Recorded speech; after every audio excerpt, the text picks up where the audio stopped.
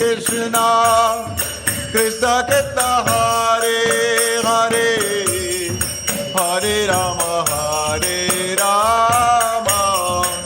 Rama Rama Hare Hare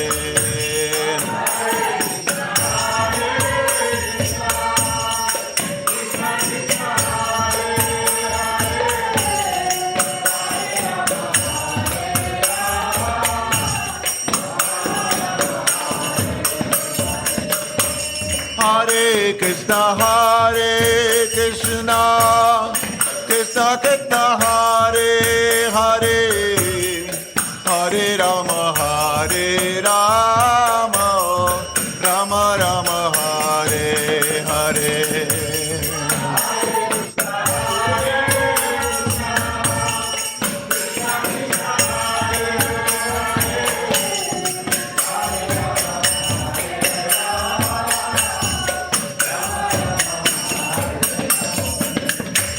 Hare Krishna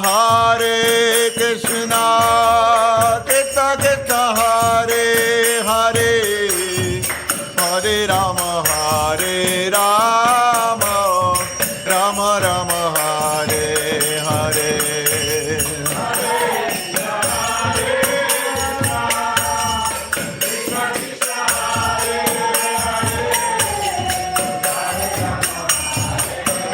Hare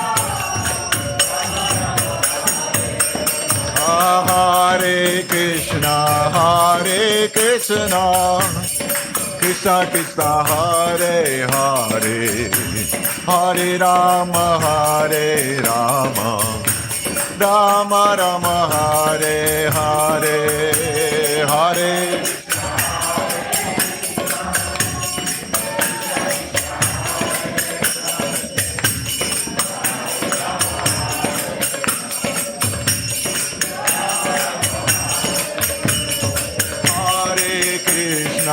Hare Krishna Krishna Krishna Hare Hare Hare Rama Rama Rama Hare Hare Hare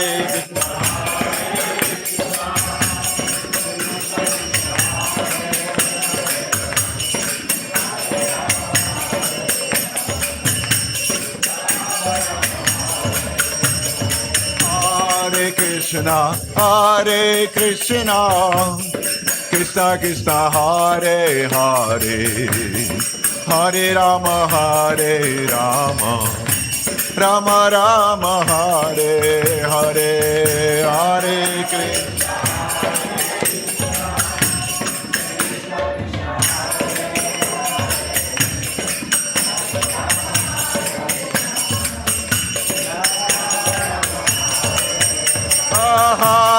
Krishna Hare Krishna Krishna Krishna Hare Hare Hare Rama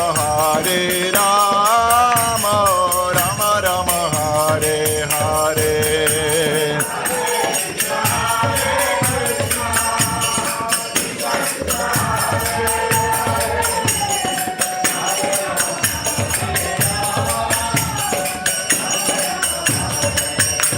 Hare Krishna Krishna Krishna Hare Hare Hare Rama Rama Rama Hare Hare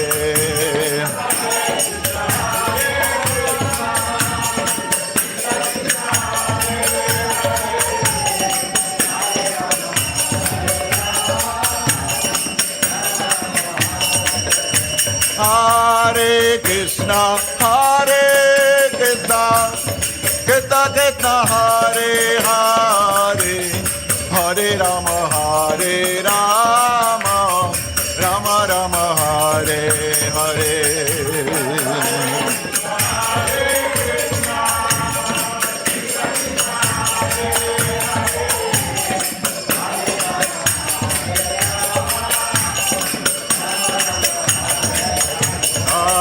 Radhe Radhe Govinda Govinda Radhe Radhe Radhe Govinda Govinda Radhe Radhe Radhe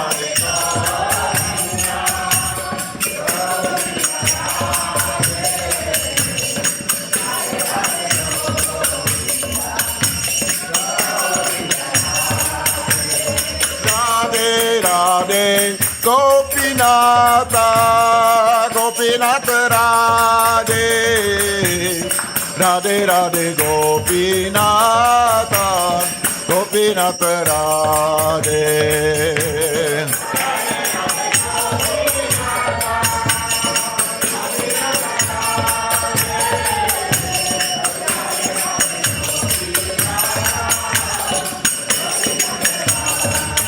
Radhe Radhe Gopinatha Gopinath Radhe Radhe Radhe Gopinatha Gopinath Radhe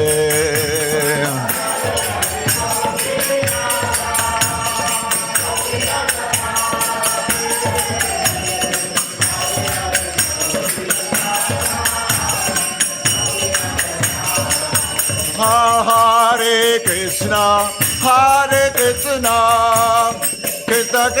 Hare Hare Hare Rama Rama Rama Hare Hare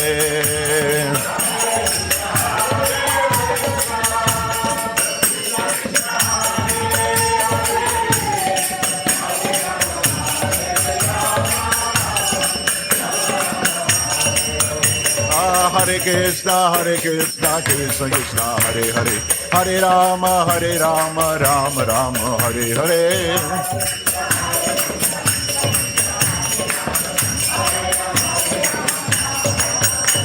Hare Krishna, Krishna Krishna, Hare Hare, Hare Rama, Rama Rama, Hare Hare.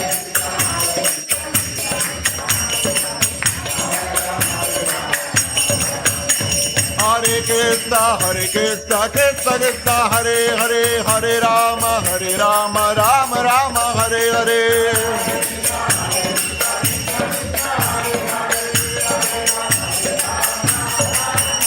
Hare Krishna, Krishna Krishna, Hare Hare, Hare Rama, Rama Rama, Hare Hare. Hare Krishna, Krishna Krishna, Hare Hare, Hare Rama, Rama Rama, Hare Hare.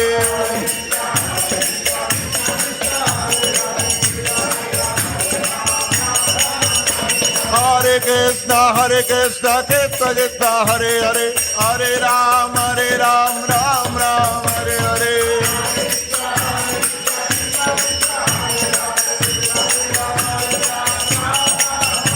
Hare Krishna, Krishna Krishna, Hare Hare, Hare Rama, Rama Rama, Hare Hare.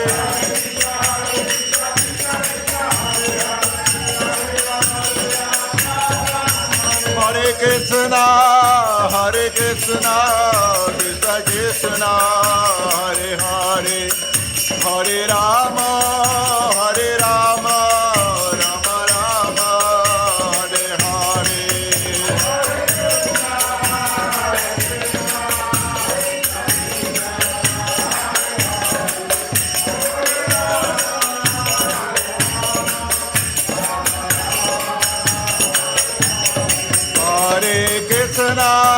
Hare Krishna, Krishna Krishna, Hare Hare, Hare Rama, Rama Rama, Hare Hare.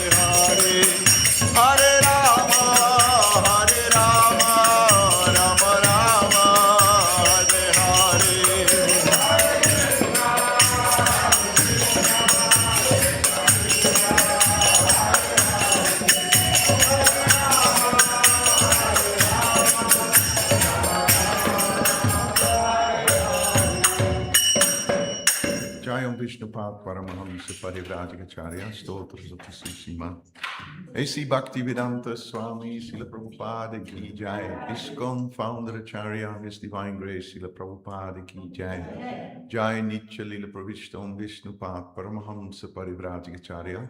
Ashtotra Sata Sri Srimat Srila Bhakti Siddhanta Saraswati Goswami Maharaj Srila Prabhupada Ki Jai. Ananta Koti Vaishnav Vrinda Ki Jai. Nam Acharya Srila Haridas Thakur Ki Jai. Sri Rup Sri Sanatan Bhatta Raghunath Sri Jiva Gopala Bhatta Dasa Raghunath Sat Goswami Prabhu Ki Jai.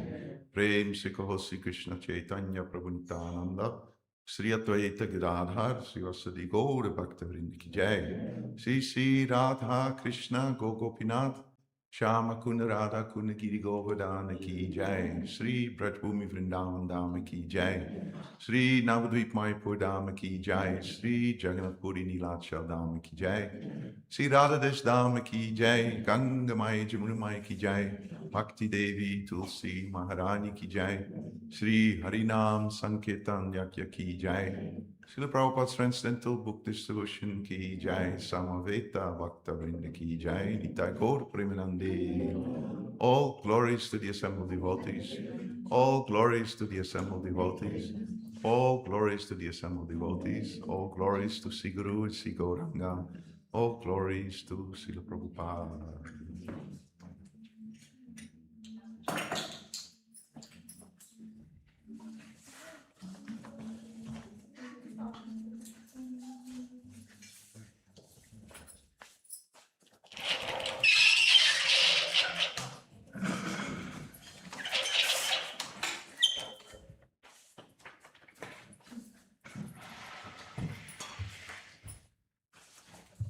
You must see us to put the justice on the way more at the back of the devotees. More space.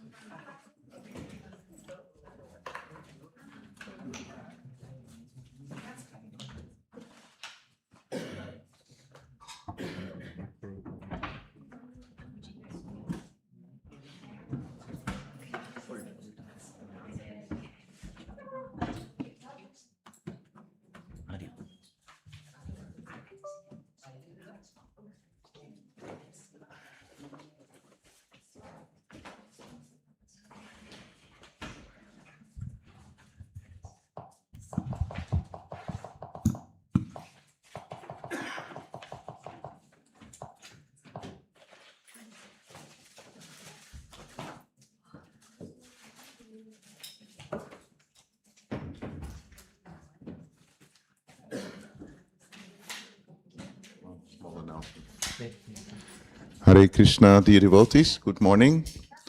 It was a shorter night than usual, 1 hour shorter, but I hope you're still fresh and mentally attentive to to start this first part of the seminar of His Grace Hari Parsha Prabhu called Three Intermediate Rasas. A little practical announcement as the Ekadasi fast break is 10 past 10 till 11:45. The breakfast will be an Ekadasi breakfast, and we serve Ekadasi from 9:30 till 10, just half an hour. So we request Hari Parsha Prabhu to close the first part of the seminar latest 9:30. We have 3 more sessions after this, so that all the devotees can take prasadam between 9:30 and 10. But then, of course, you still need to break your grain fast. So there will be some grains available in the devotee kitchen between 10 past 10 and 11:45. So just some bread. You can break your fast. Hare Krishna. I'll finish at 9:29 and we'll have 1 minute of questions. You're in charge. No, I'm joking.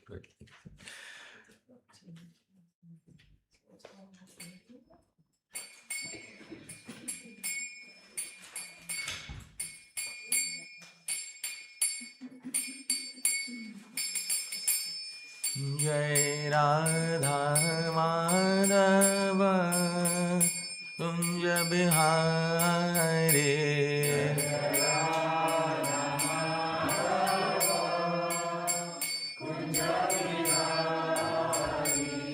Jai Radha Madhava Kunja Bihari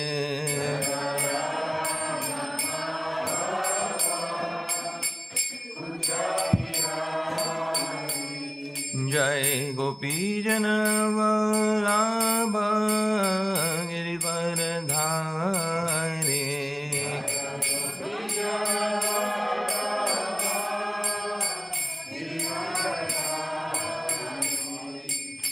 Yashodanandana Vraja Jana Ranjana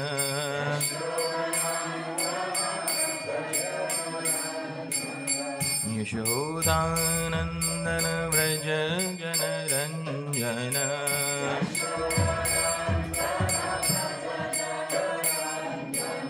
Yashodanandana Vraja Jana Ranjana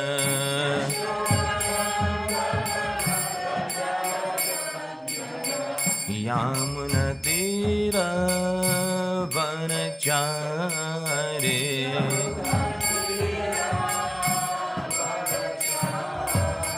Yamuna Tira Vanachare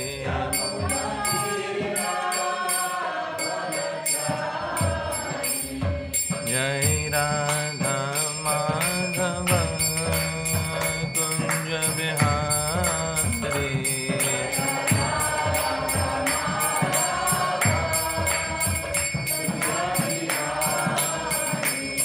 Jai Radha Madhava Kunja Bihari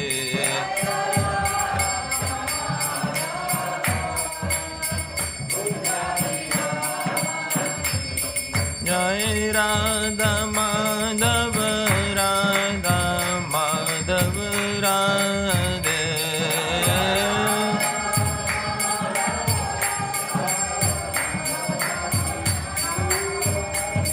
Jai Radha Gopinath Radha Gopinath Radhe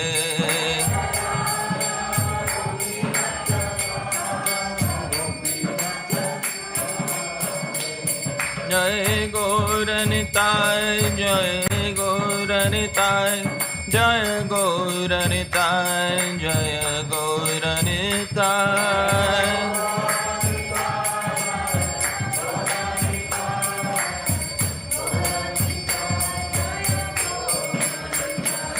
Jai Jagannatha Jai Jagannatha Jaya Baladeva Jaya Subhadra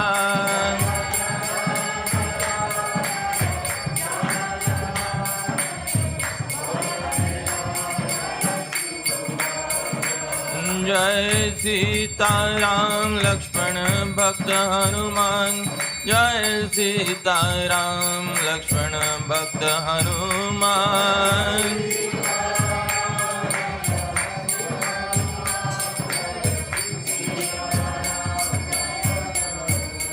जय प्रभुपाद प्रभुपाद प्रभुपाद जय प्रभुपाद।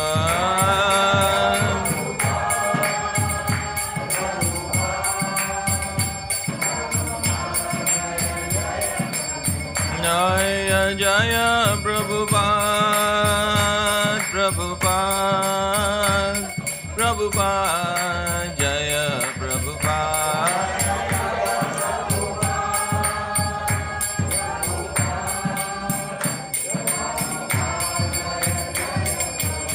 जय जय गुरुदेव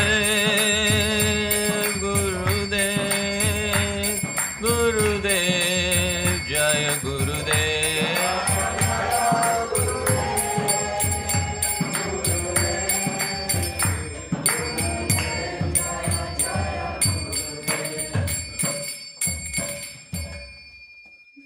श्रील प्रभुपाद की अनंत कोटि वैष्णव वृंद की ताई गौर प्रेमानंदे।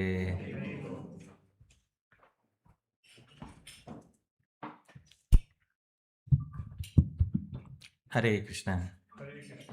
Thank you so much, dear devotees, for kindly being present here today for the first part of the 4-part series on 3 intermediate rasas. Intermediate means in between. So there are a total of 5 rasas that we know of, that we discussed yesterday. Shanta, Dasya, Sakhya, Vatsalya and Madhurya. Madhurya, we saw yesterday, there is one category of individuals who are disqualified for Madhurya. And does anybody remember who is disqualified for Madhurya? Vairagis.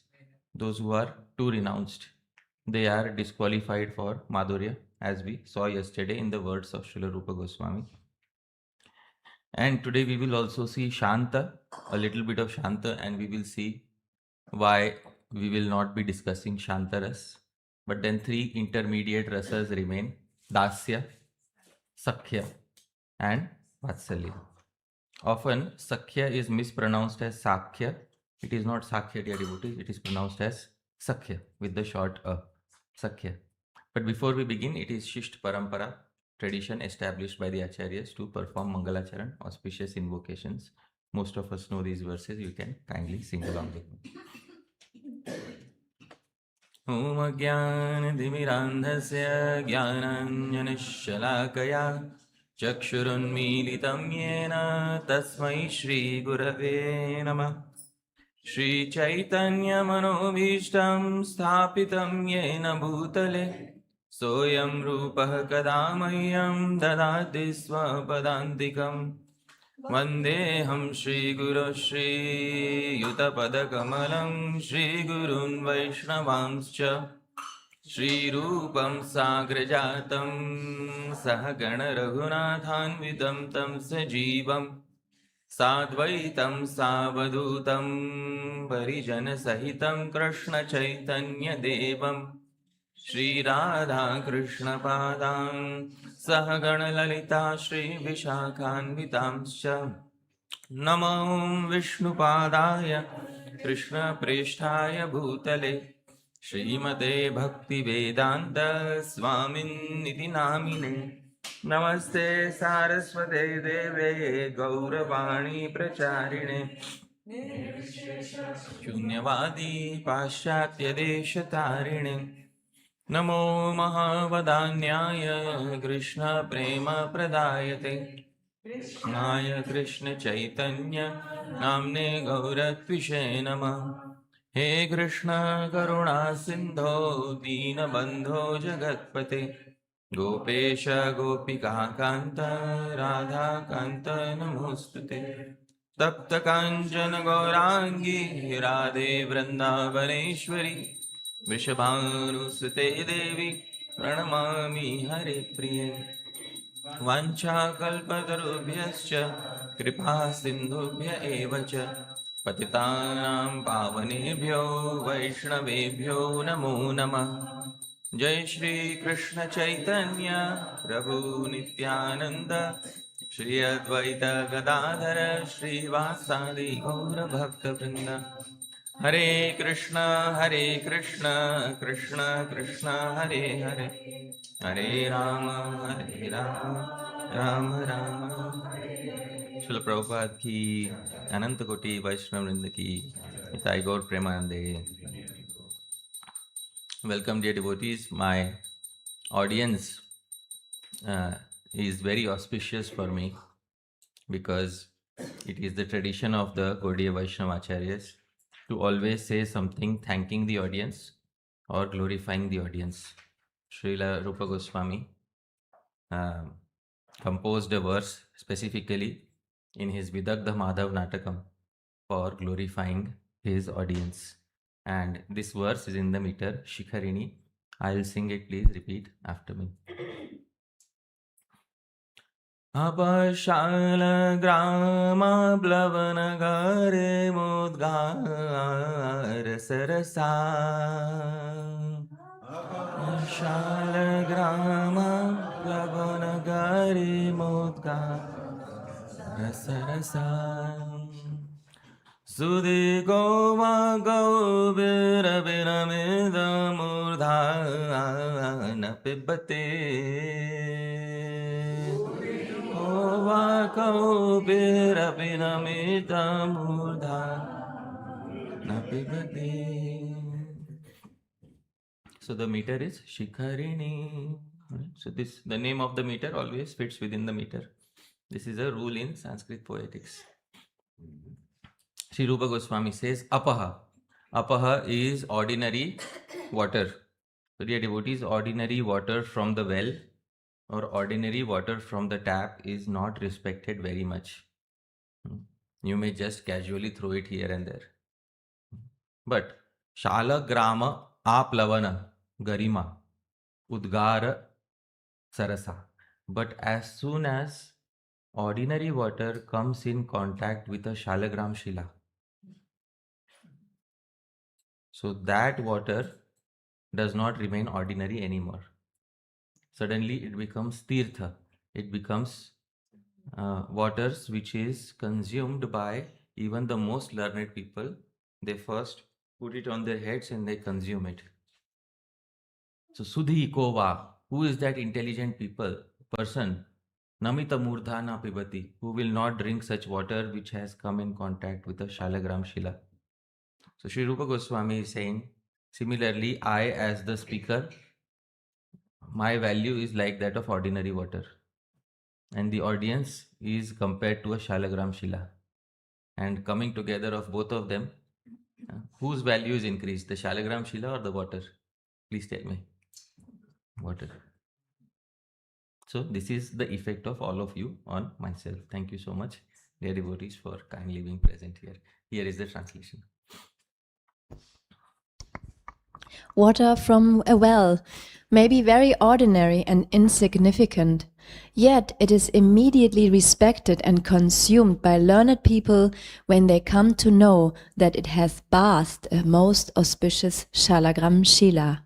So this is the example given by Srila Rupa Goswami Prabhupada in the Vidagdha Madhav. Thank you, dear devotees, for kindly being here. It is because of the presence of all of you that I am speaking something related to Bhagwan. Otherwise, I would have spoken something mundane on Dwadashi. It's Dwadashi. What should we cook today? So, dear devotees, because of your presence, I am speaking something related to Bhagwan. Otherwise, it is my favorite day of the month. I believe in the glories of Dwadashi Devi, dear devotees. But anyways, we'll begin with a statement from His Divine Grace, A.C. Bhaktivedanta Swami Srila Prabhupada. Srila Prabhupada specifies something about the first rasa in the Bhakti Rasamrit Sindhu, Shantaras, and compares it with Dasya. Mataji, kindly read. Shantaras is not given much importance because as soon as there is a slight understanding between the knower and the known, active, loving, transcendental reciprocations and exchanges begin. Dasya Ras is the basic relationship between Krishna and his devotees. Therefore, this verse considers Dasya the first stage of transcendental devotional service. So, dear devotees, Srila Prabhupada says the first stage of devotional service is not Shanta. The first stage of devotional service is Dasya. But as far as the Bhakti Rasamrita Sindhu is concerned, which is the first rasa described by Srila Rupa Goswami? Please tell me. Shanta. So, although Srila Rupa Goswami has described Shanta Ras in Bhakti Rasamrita Sindhu, still it is not considered as very important by the Gaudiya Vaishnavas, and Srila Rupa Goswami specifies in the Shantaras section of Bhakti Rasamrita Sindhu what it is all about. Prayah swasukha jatiyam sukham syadatra yoginam. Prayah, the devotees in Shantaras, mostly the yogis attain sukham, bliss, which is akin, which is similar to the bliss of the impersonal Brahman. Now, whenever we hear about the term impersonal Brahman, we often think it is very insignificant. But in actuality, the bliss of impersonal Brahman has been described in the Upanishads. In Taittiriya Upanishad, Brahmanandavalli. There is a section in the Taittiriya Upanishad, Brahmanandavalli. In that Brahmanandavalli, the bliss, Ananda of the impersonal Brahman is described. And there it is said, it tries to quantify the bliss of the impersonal Brahman. Please hear carefully, dear devotees. It says, let's take a human being who is given the full duration of his life of 100 years. Consider a human being who is given the full duration of life. And what is the full duration of life, dear devotees? 100 years. And consider that this devotee, this individual is given, consider that this individual is given all resources in life. He is given control of the entire earth. He is given all the beautiful people in the world to marry. Not one, not two. All the beautiful people in the world, this person gets to marry. Control over all the grains and resources of planet Earth. Can you imagine the happiness of such a person? Difficult.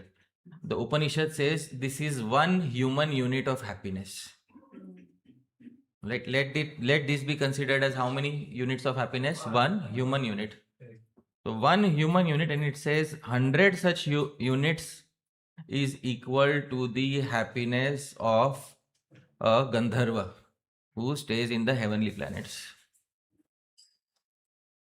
And 100 units of Gandharvas is equal to the happiness of a Devata, ordinary God staying in the heaven. And 100 units of that is the happiness of the higher Devatas, main Devatas, Agni, Surya, Chandra. And 100 units of their happiness is the happiness of Indra. And 100 units of the happiness of Indra is the happiness of the higher Prajapatis. And 100 units of the happiness of higher Prajapatis is the happiness of Shri Brahma. And the happiness of Shri Brahma is insignificant in comparison to the happiness of the impersonal Brahman. That is how it is described in the Taittiriya Upanishad, Brahmanandavalli.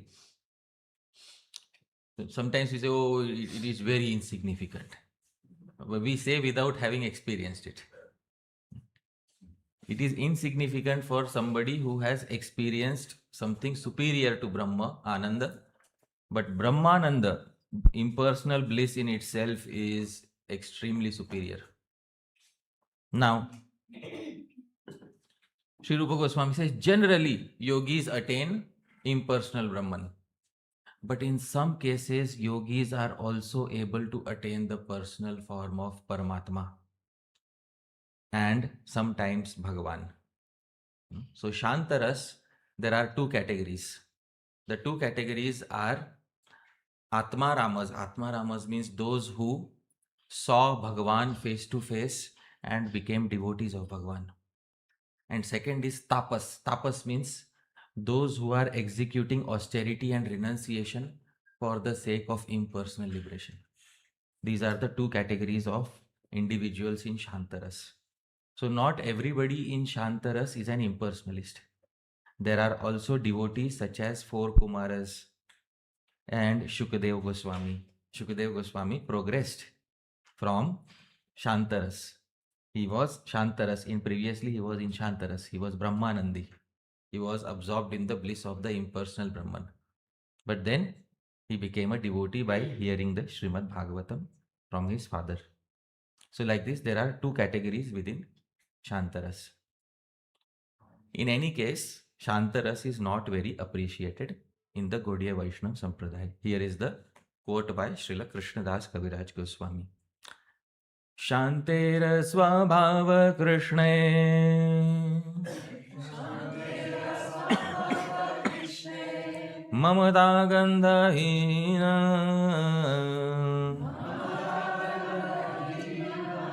Param Brahma Paramatma Jnana Pravina Shantera Swabhav. It is the nature of Shantaras. Mamata Gandhahina. Not even the smallest of intimacy exists between the lover and the beloved. Because, dear devotees, in Shantaras, you want to merge with that impersonal Brahman. So there is no question of duality. Rasa can be exchanged when there is duality. What is the meaning of duality? There are two. The receiver and the acceptor. But when there is no duality, when there is complete oneness, mamata gandhahina, not even the smallest intimacy exists. It is said, to give a small example, a tree cannot relish its fruits. A river cannot quench its own thirst. I hope you are able to understand. Similarly, one who has become one with the impersonal Brahman cannot exchange any variety of rasas with its own self. So instead, Parabrahma Paramatma, knowledge of impersonal Brahman and localized Paramatma is prominent. So I told you there are two types of Shanta devotees. Those who remain within the impersonal understanding and those who progress to a more personal understanding. So usually those who progress to a more personal understanding are the ones who are become attached to Paramatma. So this is what is an example of this is why Shantaras is not appreciated so much in the Sampradaya. One prominent feature of Shantaras is, and please repeat after me, Mumuksha. The meaning of Mumuksha is the desire to get liberated from this world. As I said yesterday, those who execute Phalgu Vairagya, their first desire is that I want to leave this world as soon as possible. Mumuksha. Because the world is very painful and liberation will be my greatest happiness. Mumuksha, or getting liberated, is a prominent feature of all types of Shantaras. Here is a verse that Sri Rupa Goswami gives from the Shantaras section of Bhakti Rasamrita Sindhu. A yogi meditating is praying for something. This verse is in the meter Shikharini, same as Jagannath Ashtakam. Kindly sing after me. Kada shaila dronyam mridula pikroda vasade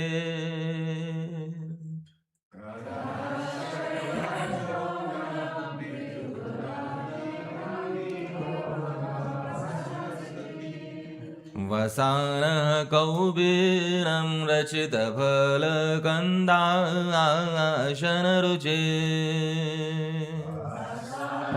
Kaubiram rachita phala kandashana ruche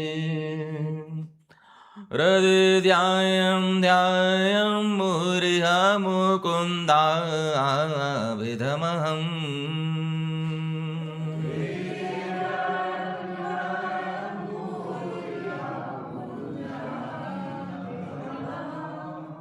Chidanandam jyotishanamiva vineshyami rajani.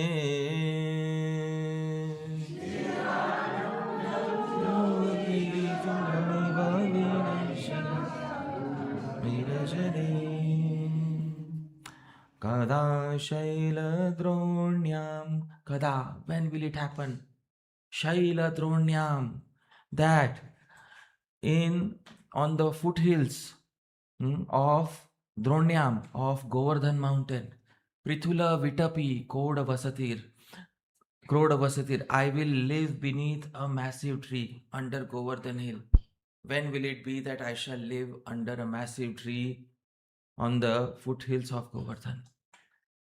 Vasanaha Kaupinam, and I will only wear kaupin. What is kaupin, dear devotees? Loincloth. Only wearing a kaupin.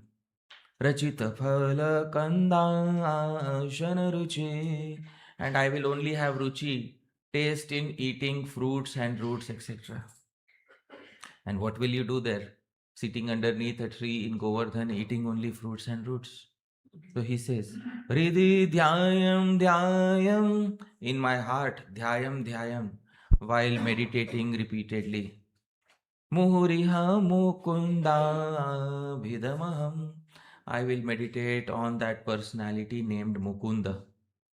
Now, dear devotees, does this person sound like an impersonalist or devotee? Devotee.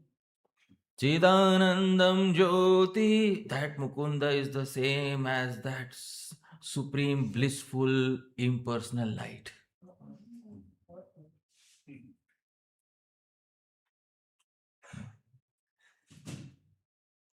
Kshanamiva Vineshyami Rajani, and all my nights I will pass like mere moments.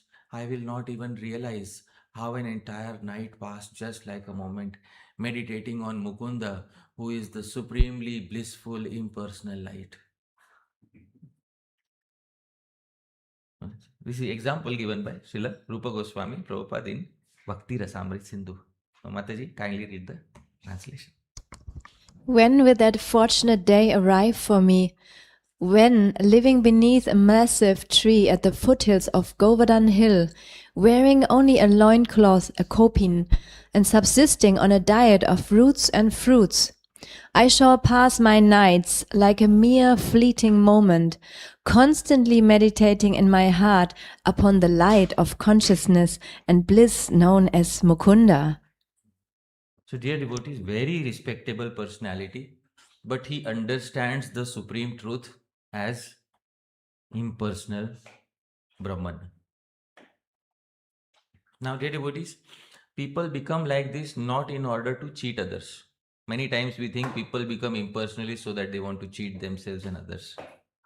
People become impersonalists because they genuinely believe that the impersonal Brahman is the highest manifestation of the absolute truth. Nobody wants to cheat themselves on this path. And if I start giving arguments from their side, perhaps it will be little confusing. Dear devotees, which is the highest manifestation of the absolute truth? Brahman, Paramatma or Bhagwan? Please tell me. Bhagwan? Really? Please sing with me. Vadanti tat tattvavidas tattvam yad jnanam advayam brahmeti paramatmeti bhagavaniti shabdyate. Which is the first feature of the absolute truth that was mentioned? Brahma. So which is the most superior? The first one or the last one?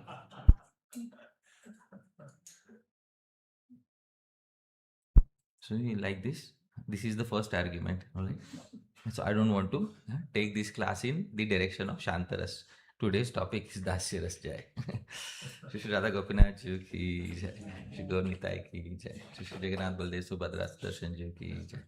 Shri Shri Sita Ram Lakshman Hanuman ki Jai. Jai Shri Prabhupada. So they genuinely believe that this is the highest feature of the absolute truth. Therefore, they are practicing this particular path of impersonal realization.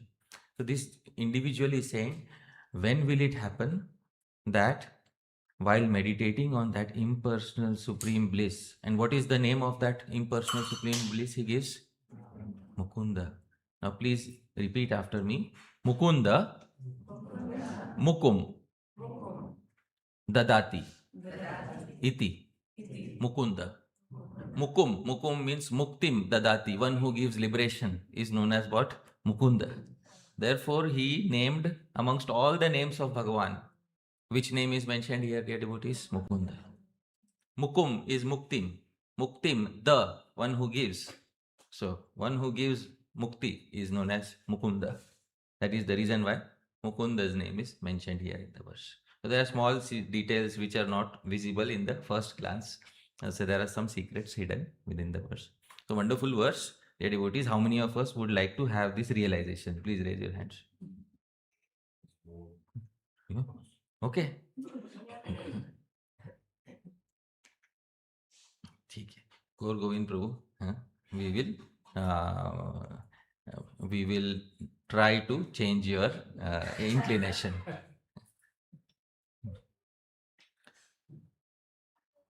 Dear devotees, Dasya, however, triumphs this mumuksha, this desire to get liberated.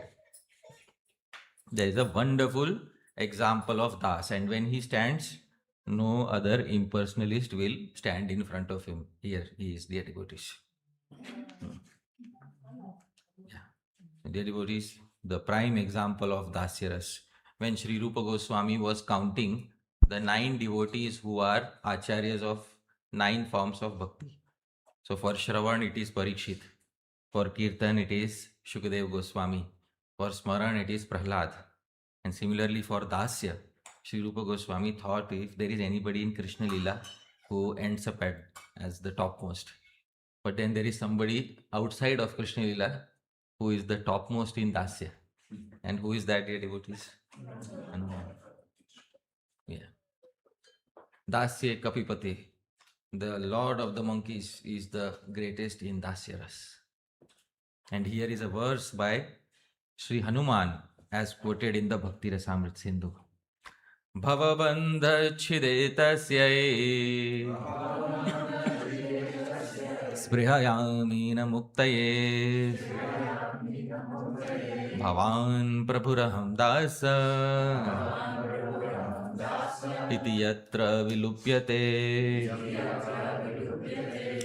Bhava bandha chide tasyai sprihayami na muktaye.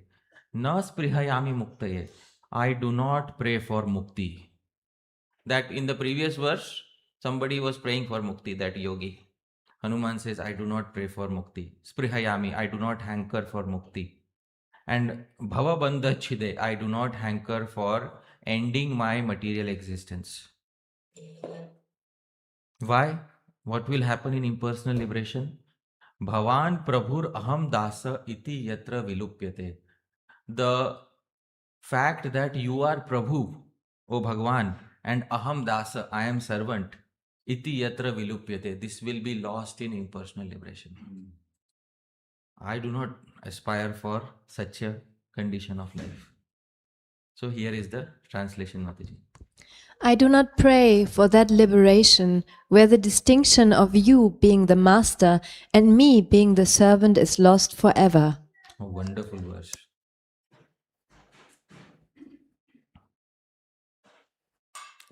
Dasya is much superior to mumuksha, superior to getting liberated.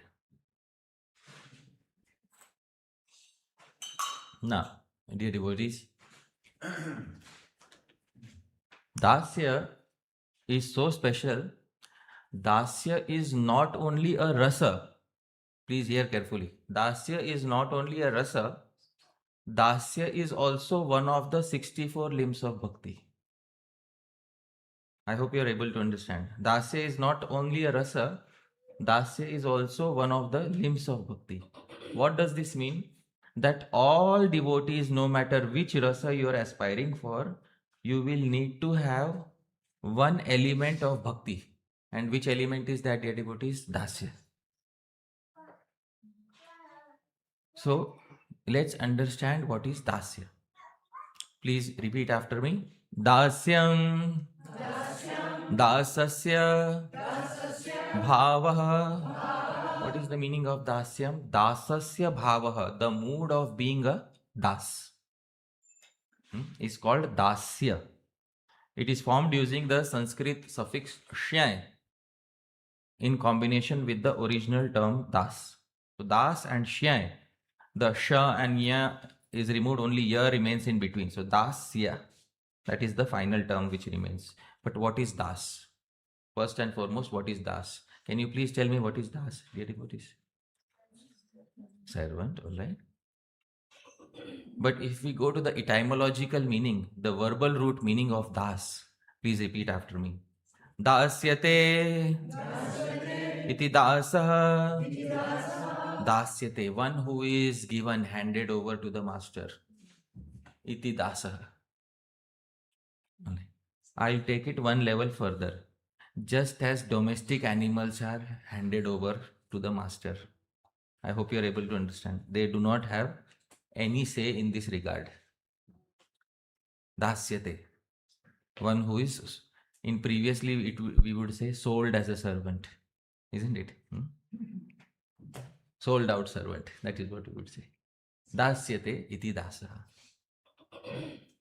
There is an English phrase, sold out servant. Why? Because previously servants were sold. And then they would not have any say in that regard. But now this reminds us of that those terrible days of slavery when people were sold against their will. So this is not that. This is not bonded labor or forced slavery. Dasyate, by one's own accord, one gives oneself over to the master, dear devotees. That is whom we call as das. And this mood of das is called as dasya. This essential mood of being a das is called as dasya. It is formed using the verbal root dasradane, to give over. So this is how the term das and dasya are formed. Now, as I said, in all relationships in life, dasya is the foundation. Right? In all relationships, this dasya exists as the very foundation. For example, even in the material world, dasya, servitude of the other person, is required in every relationship. Let's take the example of a married relationship in the material world. In the material world, in a married relationship, dear devotees, yesterday I was quoting Acharya Vatsyayan about Artha.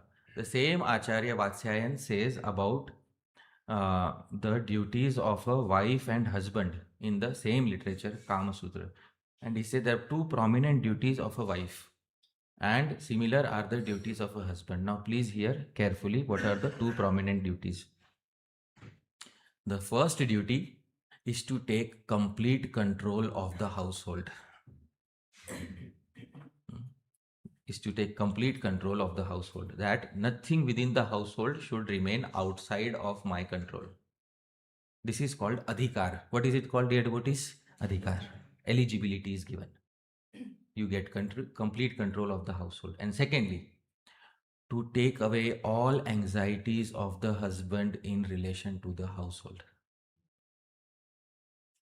This is the second thing which is mentioned. Now, dear devotees, for the husband, to take complete control of the work outside, in the world outside, and to take away all the financial and security related anxieties of the wife. I hope you are able to understand. This is for the husband and the wife. So, das is somebody who takes control, who gets adhikar over a specific seva. So, the das takes control over that seva. And the das is supposed to take away all the anxieties of the master in relationship to that seva. So that is the essential meaning of the term das. And this is only done out of genuine love. People do this out of genuine love. There are people who may not believe in this. Why should I do this? What has the other person done for me? First, let the other person do something for me, then I will do something. So there are people who think like this. These people do not understand what love is, they understand what business is. Those who understand what love is, they know that all relationships in the world are not based on demanding rights. In Vedic culture, nobody has any rights. Please understand this thing. Nobody, neither man nor woman, has any rights in Vedic culture. They all have indebtedness, heavy indebtedness towards each other. The husband is heavily indebted towards the wife, and the wife is heavily indebted towards the husband. And both of them are trying to serve each other in order to try and pay back the debt. That is what Vedic culture is about. Similarly, in Vedic culture, the servant is heavily indebted to the master, and the master too is heavily indebted to the servant. Even the master is not free in Vedic culture. So, dear devotees, this is Dasya, the foundation of all relationships. Even in Sakhya, the tendency of the mindset of the friends is that I will take away all the anxiety of my friend. Even in Vatsalya, the tendency is I will take away all the anxiety of my child. And even in Madhurya, the tendency is I will take away all the anxiety of my beloved. The means and methods of removing anxiety are different in every rasa, but this essential feeling of dasya carries over in all the above rasas. So, please remember this thing. And it is only by service that a person is conquered. A person is never conquered by demanding something from them. You may conquer a person temporarily by demanding something or forcing your opinion on them. But a person is never truly conquered within the heart by demanding something or conquering them. A person is only conquered by seva. And therefore, Sri Hanuman said, I do not want any such liberation where this distinction is removed. Because as soon as the distinction is removed, my opportunity of conquering my Bhagavan is removed. I hope you are able to understand. And I'll give a very simple example. Gaur Govind Prabhu, you please answer to me. What is your full name? Guru Govinda Das. So now you are calling yourself Das. Now let's say, and we hope that it happens in this life, you attain perfection and you end up going to Golok Vrindavan. Right? In Golok Vrindavan, you are with Bhagavan Shri Krishna. Now tell me, if you have any desire in Golok Vrindavan, any desire, will Bhagavan say no to your desire? No. See, already he knows Bhagavan will never say no. Already you know Bhagavan will never say no to any of your desire. So please tell me, Prabhu, who is Das in Golok Vrindavan? Who is the real Das? Well, Krishna. You devotees only take the name Das and come to Goloka. But actually, it is Bhagavan who becomes Das of the devotee. So this, it is a very special way to make another person indebted towards you. Try to look at it in this manner. This is what a Das does. The biggest privilege of the Das is to make the master indebted day after day after day. And if the greater degree to which a Das can do that, that is the highest perfection of a servant. Put your master in such a debt that he will never be able to recover from it. And the highest debt from which Bhagavan never recovered was by the gopis. Bhagavan had to say, Na pa rahe hum, I cannot pay you back. I can't pay you back. Because of that attribute of dasya which existed within their seva towards Bhagavan. So this essential nature of dasya pervades throughout all the rasas, and it is a wonderful way of putting any person into debt. So please do not think of it as slavery or trying to assume a lower position. It is actually a very wonderful way of putting a beloved, somebody whom you genuinely love, into a great debt so that your adhikar, you now have, usually adhikar is eligibility, but adhikar also in some cases you have a right over that person. So this dasya is a wonderful feeling. When Bhagwan Shri Ram conquered Lanka and uh, came back to Ayodhya, and everybody was there during the coronation ceremony. And when they were in the coronation ceremony, he was thanking everybody. He was giving everybody many gifts. And he gave Sugriv his gift. He gave Vibhishan the entire kingdom. And then one person was remaining. Who? Who did the greatest? The devotees. Now please tell me, what gift should be given to him? Tell me. He cannot be given a kingdom because he is already under Sugriv. He is minister of Sugriv, isn't it? You cannot give him an independent kingdom. What will you give to him? Uh-huh. Service. Service is what is putting Bhagwan in more and more debt. Bhagwan is thinking, what should I do to get relief from this debt? What should I give? Put yourself, usually devotees should not put themselves in the position of Bhagwan, but think from the point of view of Sri Ram. Think from the point of view of Bhagwan. What is there to give?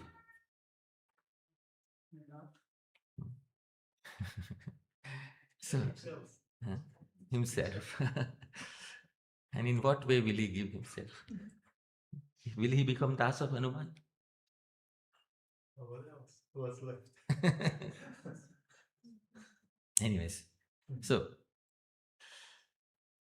Sita Devi indicated to Bhagwan Ram, he is remaining. You give something to him. So Bhagwan Ram, it's described in some editions of Ramayana, he took out his pearl necklace and he gave to Hanuman. So Hanuman got a pearl necklace from Bhagwan Ram. So is it enough, dear devotees? So Bhagwan is also playing some pastime. So Hanuman, because he's Vanar, he's monkey, he started chewing upon the pearls.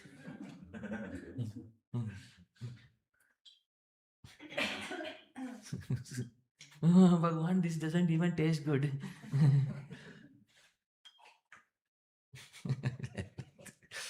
He is the knower of 9 systems of grammar.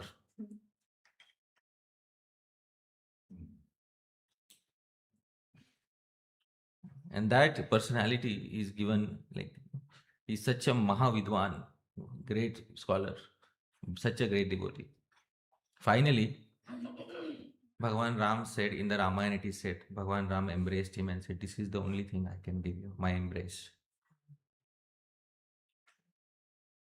And in reply, he said something. Hanuman apitam braha natva ramam prahishtadhi tvannama smarato rama natripyati mano mama yavat sthasyati te nama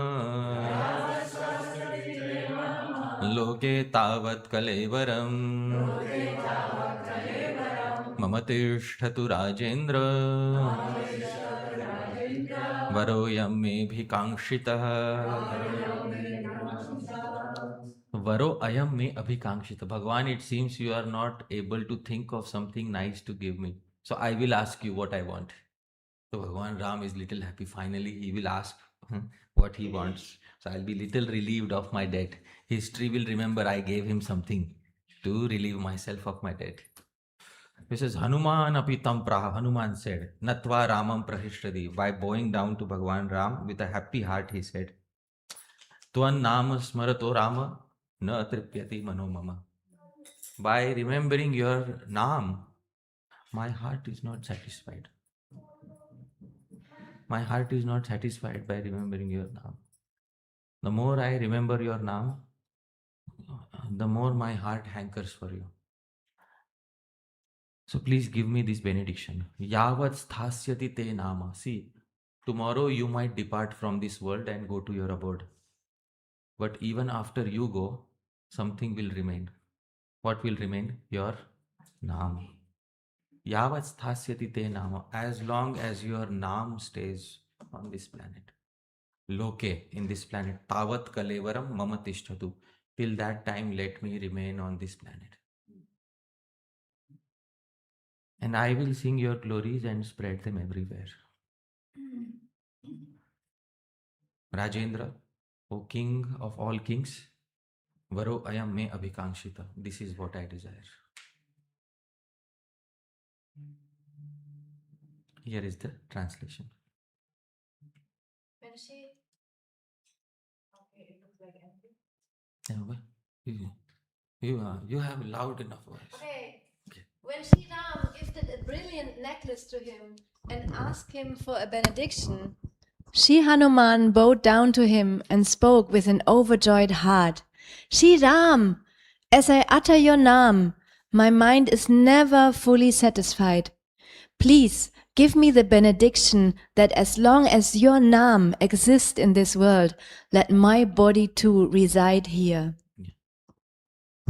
So dear devotees, this is the benediction. Now the master is again thinking, by asking for a benediction, he has put me in further debt. Because, see, dear devotees, if I take him back to the eternal abode of Ayodhya, he will enjoy there with me. But this servant wants to render service even after I have left this world. And he will continue to spread my name everywhere. And this, dear devotees, is the servitude of Sri Hanuman. Now, Gaur Govind Prabhu, please tell me, what is more preferable? Sitting under the hill, under the tree, meditating on that impersonal light named Mukunda, or putting Bhagwan in huge debt? That's it. Chalo. I am thankful that we managed to convert you. Well, you are already converted. Your name is Das. Your Guru Maharaj named you Gaur Govind Das, not Gaur Govind Shanta. So he already gave the first rasa, which is Dasya. So wonderful. Now, Sri Rupa Goswami says Dasya is also a limb of bhakti. As I said, Dasya is a common limb of bhakti which all practitioners have to execute. Shravanam, Kirtanam, Vishnu, Smaranam, Padasevanam, Archanam, Vandanam, Dasyam. So no matter which ras you are aspiring for, you will have to go through the framework of Dasyam. Therefore, those who are in Dasya ras say, you see, Dasya is the supreme. Isn't it? Which ras is the highest? Dasya. Dasya is the highest. It's the foundation. And what Madhurya will you do without the foundation? Can you have Gaur Govind Prabhu? Can you have Madhurya without Dasya? No. So which is the highest? Huh? Chamatkar. No, not Chamatkar is not. Chamatkar is the essence. But which is the highest amongst Dasya and Madhurya? Bolo?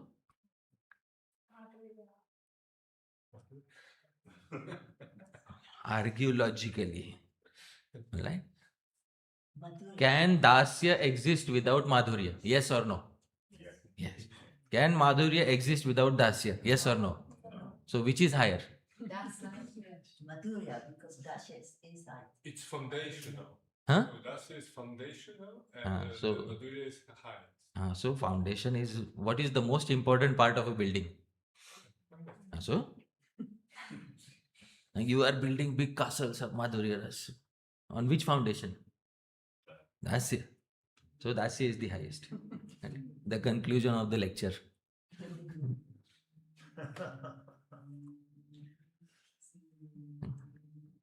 So Dasya is also limb of bhakti, dear devotees.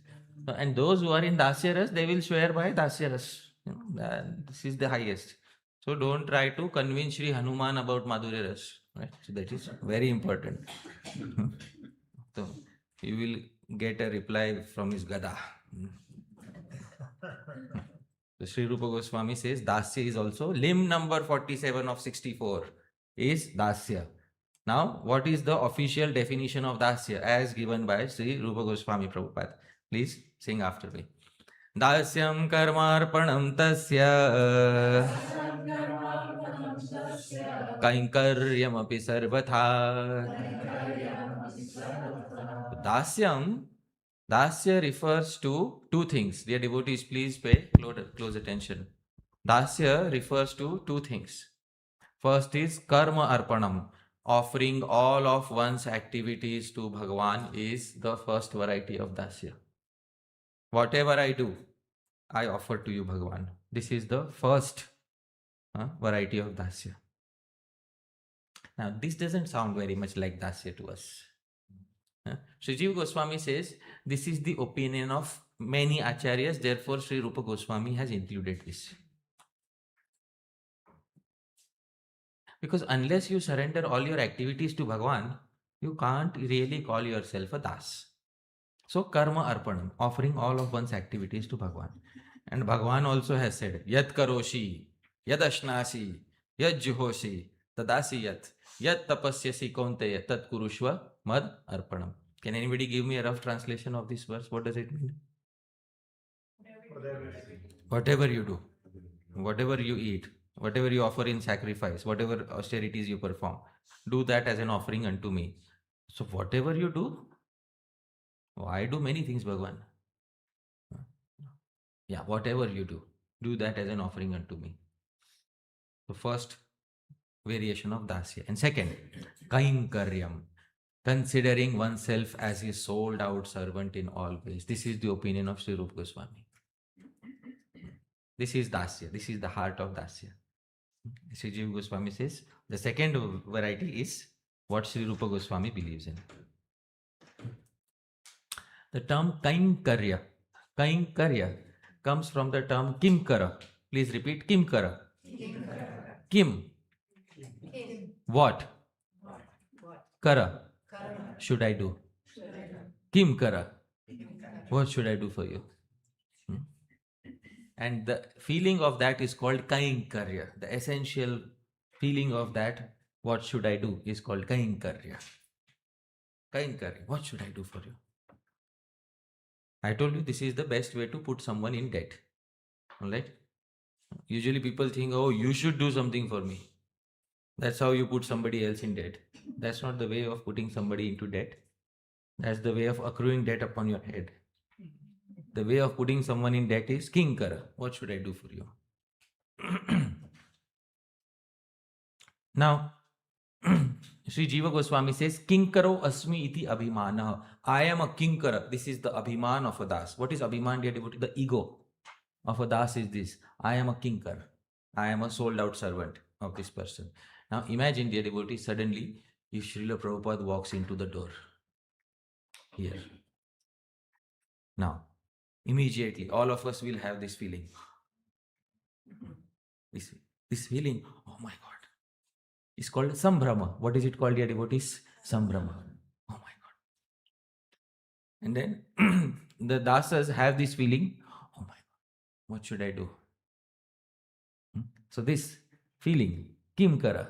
Many disciples of Srila Prabhupada, they say, I don't know so much about Krishna, but I am a sold out servant of Srila Prabhupada. Like this they say. Isn't it? So they prefer servitude over other rasas. Servitude of a devotee, they prefer over exchanging direct rasas with Bhagavan. So, Kinkaro Asmi iti Abhimana, they have that pride, they have that ego. I am Kinkar, I am the sold out servant of Bhagavan. So, just as many disciples of Srila Prabhupada have this Abhiman, have this ego, that I am sold out servant of Srila Prabhupada. Similarly, the servant in Dasyaras had Abhiman, I am sold out servant of my Bhagavan, because he has had direct interactions with his Bhagavan. Why do the disciples of Srila Prabhupada say that I am sold out servant? There is a reason why, because they have had direct interaction with Srila Prabhupada. And Srila Prabhupada also gave them his personal association, his guidance, his mercy. and accepted seva from them. Therefore, this feeling may not be so much there in devotees who have not directly met. I hope you're able to understand this. So they have to have that feeling in relation to their guru, from whom they take diksha or shiksha. But kinkaro, I am kinkar, I am servant, sold out servant of my guru. This feeling has to be there in dasya, most prominent feeling. Now, Srila Rupa Goswami fortifies the understanding that dasya is the highest ras. Now, hear from Sri Rupa Goswami that dasya is the highest ras. Sridhara Swami Vispashtam Ayam eva rasottamah Ratisthayitanam Kaumudi Kritbhirapyasau Sridhara Swami Bhir Spashtam Ayam eva rasottamah. It has been clearly expressed by one authority. And what is the name of that authority? Srila Sridhar Swami. That this is the highest rasa. Now, please tell me, when I was arguing with you, was I speaking my own opinion or the previous Acharya's opinion? Previous Acharya. So, according to Srila Sridhar Swami, which is the highest rasa?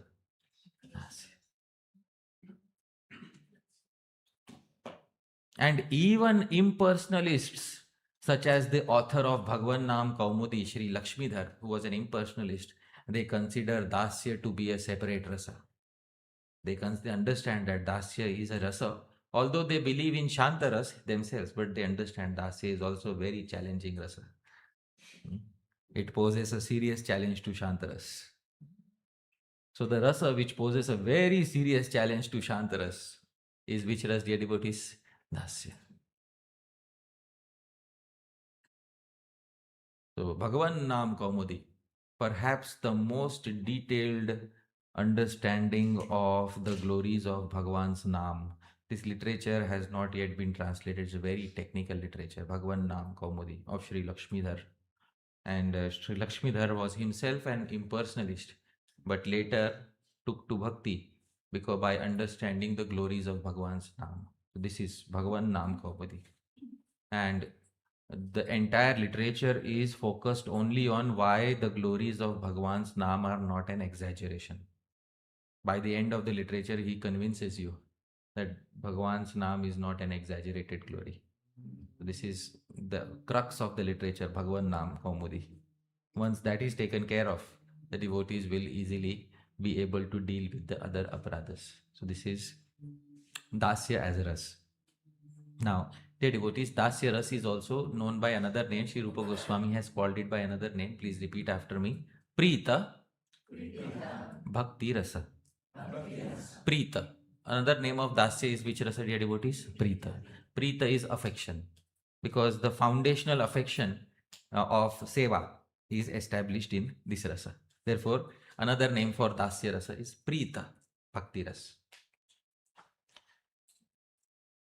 Now, dear devotees, Sri Rupa Goswami says, even in Dasya Ras, there are two variations. Please hear carefully. Anugrahayasya dasyatva lalyatvad dvidha. Dasya manifests in two variations according to the devotee. Please hear carefully. We might have had only a singular understanding of Dasya. That Das is somebody who is a servant and Bhagavan is the master.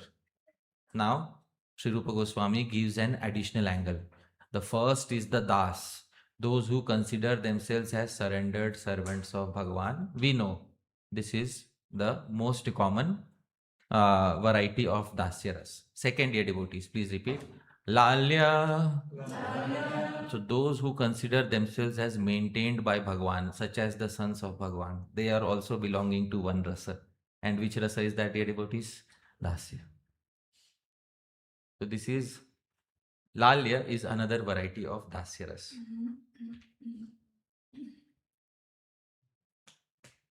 Why?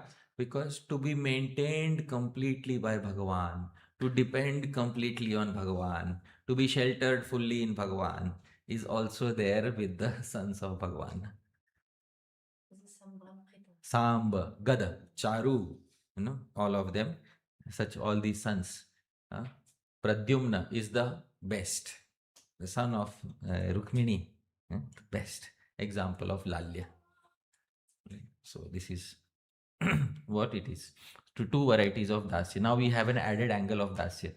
First is the servants who render service as Das, and second is those sons, especially the sons who consider themselves fully dependent on their father, that is Shri Krishna.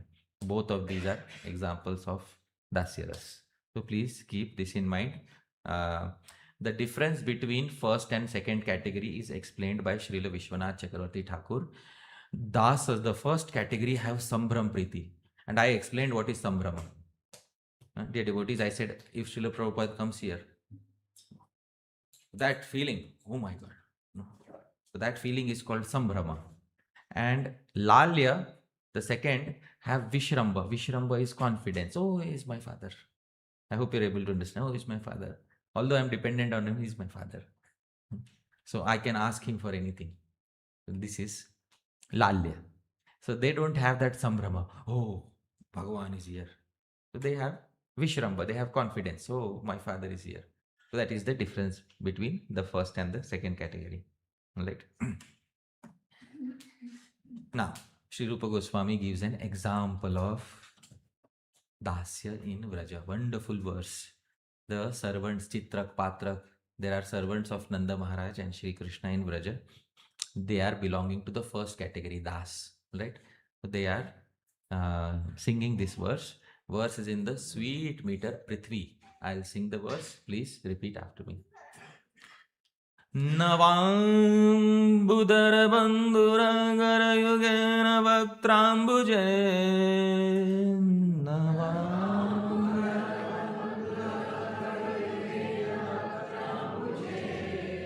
Navam Budara Bandura Garayugena Vaktrambuja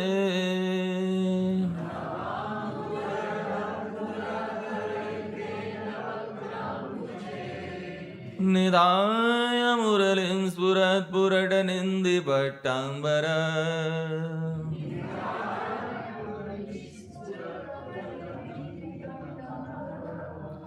Shikhanda Krita Shekhara Shikharinastade Paryatan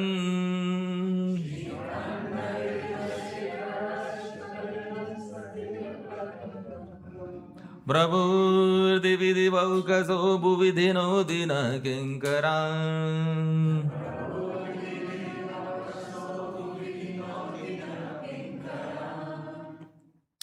Navam Budhara Bandhura Bandhura, as sweet, as delightful as Nava Ambudhara, as a fresh rain cloud in the sky. I told you yesterday, dear devotees, all material objects have utility in this world. Nava Ambudhara Bandhura, as sweet, as soft, as delightful as a fresh rain cloud in the sky. Kara Yogena, with both his hands, his body is like a fresh rain cloud, and with both his hands, Vaktrambuje, at his lotus face, Nidhaya Murilim, he is holding Murali. Spurat Purata Nindi Pattambara, and the cloth he is wearing will put even gold to shame. Shikhanda Krita Shekhara, and having the peacock feather as his crest jewel. Shikharinastate, he is roaming around on the foothills of the hill Govardhan. Prabhur, our Lord, our Bhagwan. He is mine, my Prabhu. Divi Divaukaso Bhuvi. Dhinoti, he is pleasing even the gods in the sky and Kinkaran, us servants on planet Earth. In this way, the servants Chitrak Patrak saw Bhagwan Shri Krishna. Here is the translation.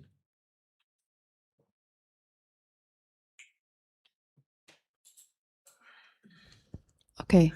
Beautiful like a fresh rain cloud, wearing silken garments, pitambar, that would put even gold to shame, and adorned with a delightful peacock feather crown. Our beautiful Lord, wandering along the slopes of the Govardhan hill, while holding the flute to his lips with both hands, delights the gods in heaven and us, his servants here on earth. So this is the feeling of the dasas, the servants of Shri Krishna in Vraja. Now, dear devotees, Sri Rupa Goswami says, now dear devotees, I told you there are two types of dasya. Does anybody remember what are the two types of dasya? Dasa, and what is the second? Lalya. Lalya is the children, etc., mainly the children. And dasa, different people become dasa for different reasons. All right? I am taking the first category only, dasa. Different people become dasas for different reasons. Chaturdhami adhikrita Shritapariషదానుగా. In that first category of dasas, there are four types. Dear devotees, please repeat. Adhikrita, some who are appointed in the universe as servants by Bhagavan. And now, dear devotees, who are these? Brahma, Shiva, etc. These are adhikrita dasas. They don't have lalya that we are sons of Bhagavan. They have dasya, das, but they are adhikrita. They are officially appointed servants of Bhagavan. Second, please repeat. Ashrita, those who become surrendered due to some reason. For example, Shukdev Goswami surrendered because he realized that the personal form is superior to the impersonal. Kaliya surrendered because he was distressed. I hope you are able to understand. Some people become Ashrita Das. So this is the second type of Das. Ashrita Das. They surrender for some reason. We are in this category. Sadhak devotees. We are in this category. Ashrit. Surrendered. Third. Parishada. Parishada is direct associates of Bhagavan such as Uddhav, etc. The best is Uddhav. So they are associates in Dwaraka, etc. Parishad. And fourth, dear devotees, please repeat. Anuga. Constant associates who travel always with Bhagavan, who always are acting as servants of Bhagavan. They are known as general servants who always are staying with Bhagavan are known as Anugas. So these are four types of dasas. Adhikrita, Ashrita, Parishad, Anug. Now we are, dear devotees, we are belonging to which category? Ashrit. For some reason, we took shelter of Bhagavan. Some took out of fear, some took out of material desire, some took out any reason whatsoever. You took shelter of Bhagavan. You became in the category of Ashrit Das. Now, let's take the example of Kaliya. Kaliya is also of which category, dear devotees? Ashrit. A wonderful verse in the Bhakti Rasamrit Sindhu, spoken by Kaliya Nag. This verse is in the meter Arya, difficult to sing meter. I'll sing, please repeat after me. Api gahana gasinage, api gahana gasinage, Prabhu varamai adbhutadyate karuna, Prabhu varamai adbhutadyate karuna. Bhaktairapi durlabhaya, Bhaktairapi durlabhaya, Yadaham padamudrayo jvalita,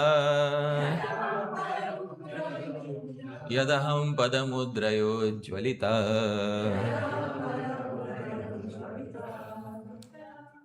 Api gahana agasi nage. I am a nag. What is the meaning of nag? A poisonous snake is called as nag. I am that poisonous snake, nag.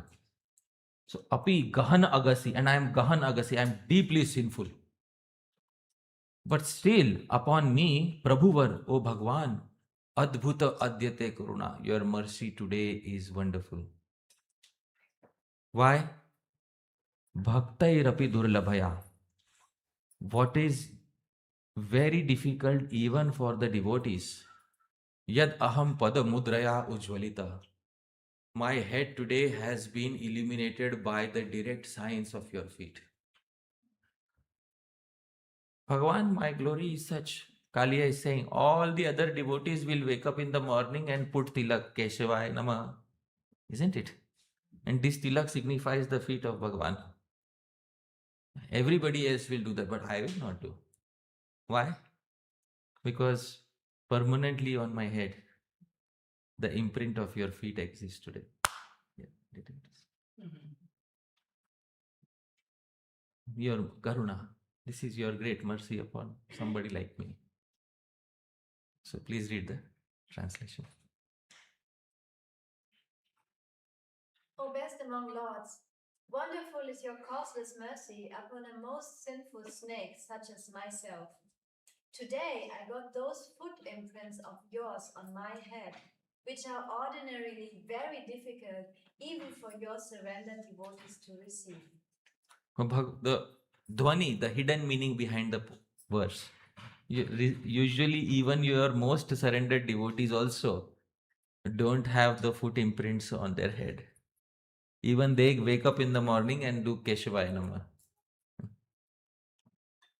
So, Bhagwan, today you made me more than your surrendered devotee by giving me an imprint of your feet. Now I don't have to put tilak on my head every morning. I have the permanent imprint on my head. So this is Ashrit Das.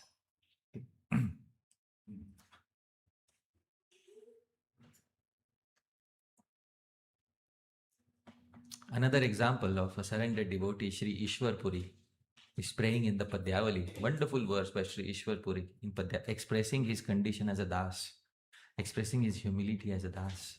This verse is in the meter Shardul Vikritam. I will sing this verse. Please sing after me. नृत्यन् वायुविघूर्णितैस्वविटपैर्गायन् लीनामृतैर्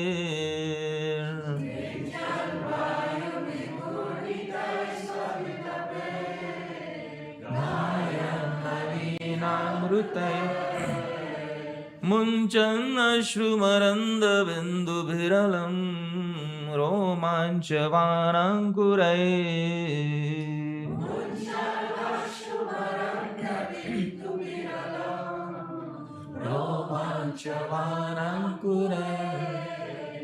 माकन्दोऽपि मुकुन्दमूर्च्छति तव स्मृत्यानुवृन्दावने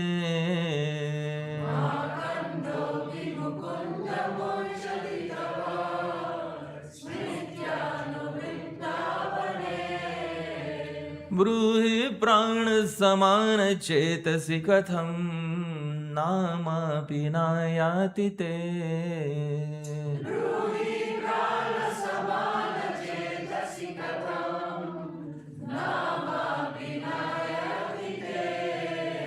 Sri Ishwar Puri is the guru of Bhagavan, but he considers himself as servant, Das, and Ashrit Das, surrendered servant.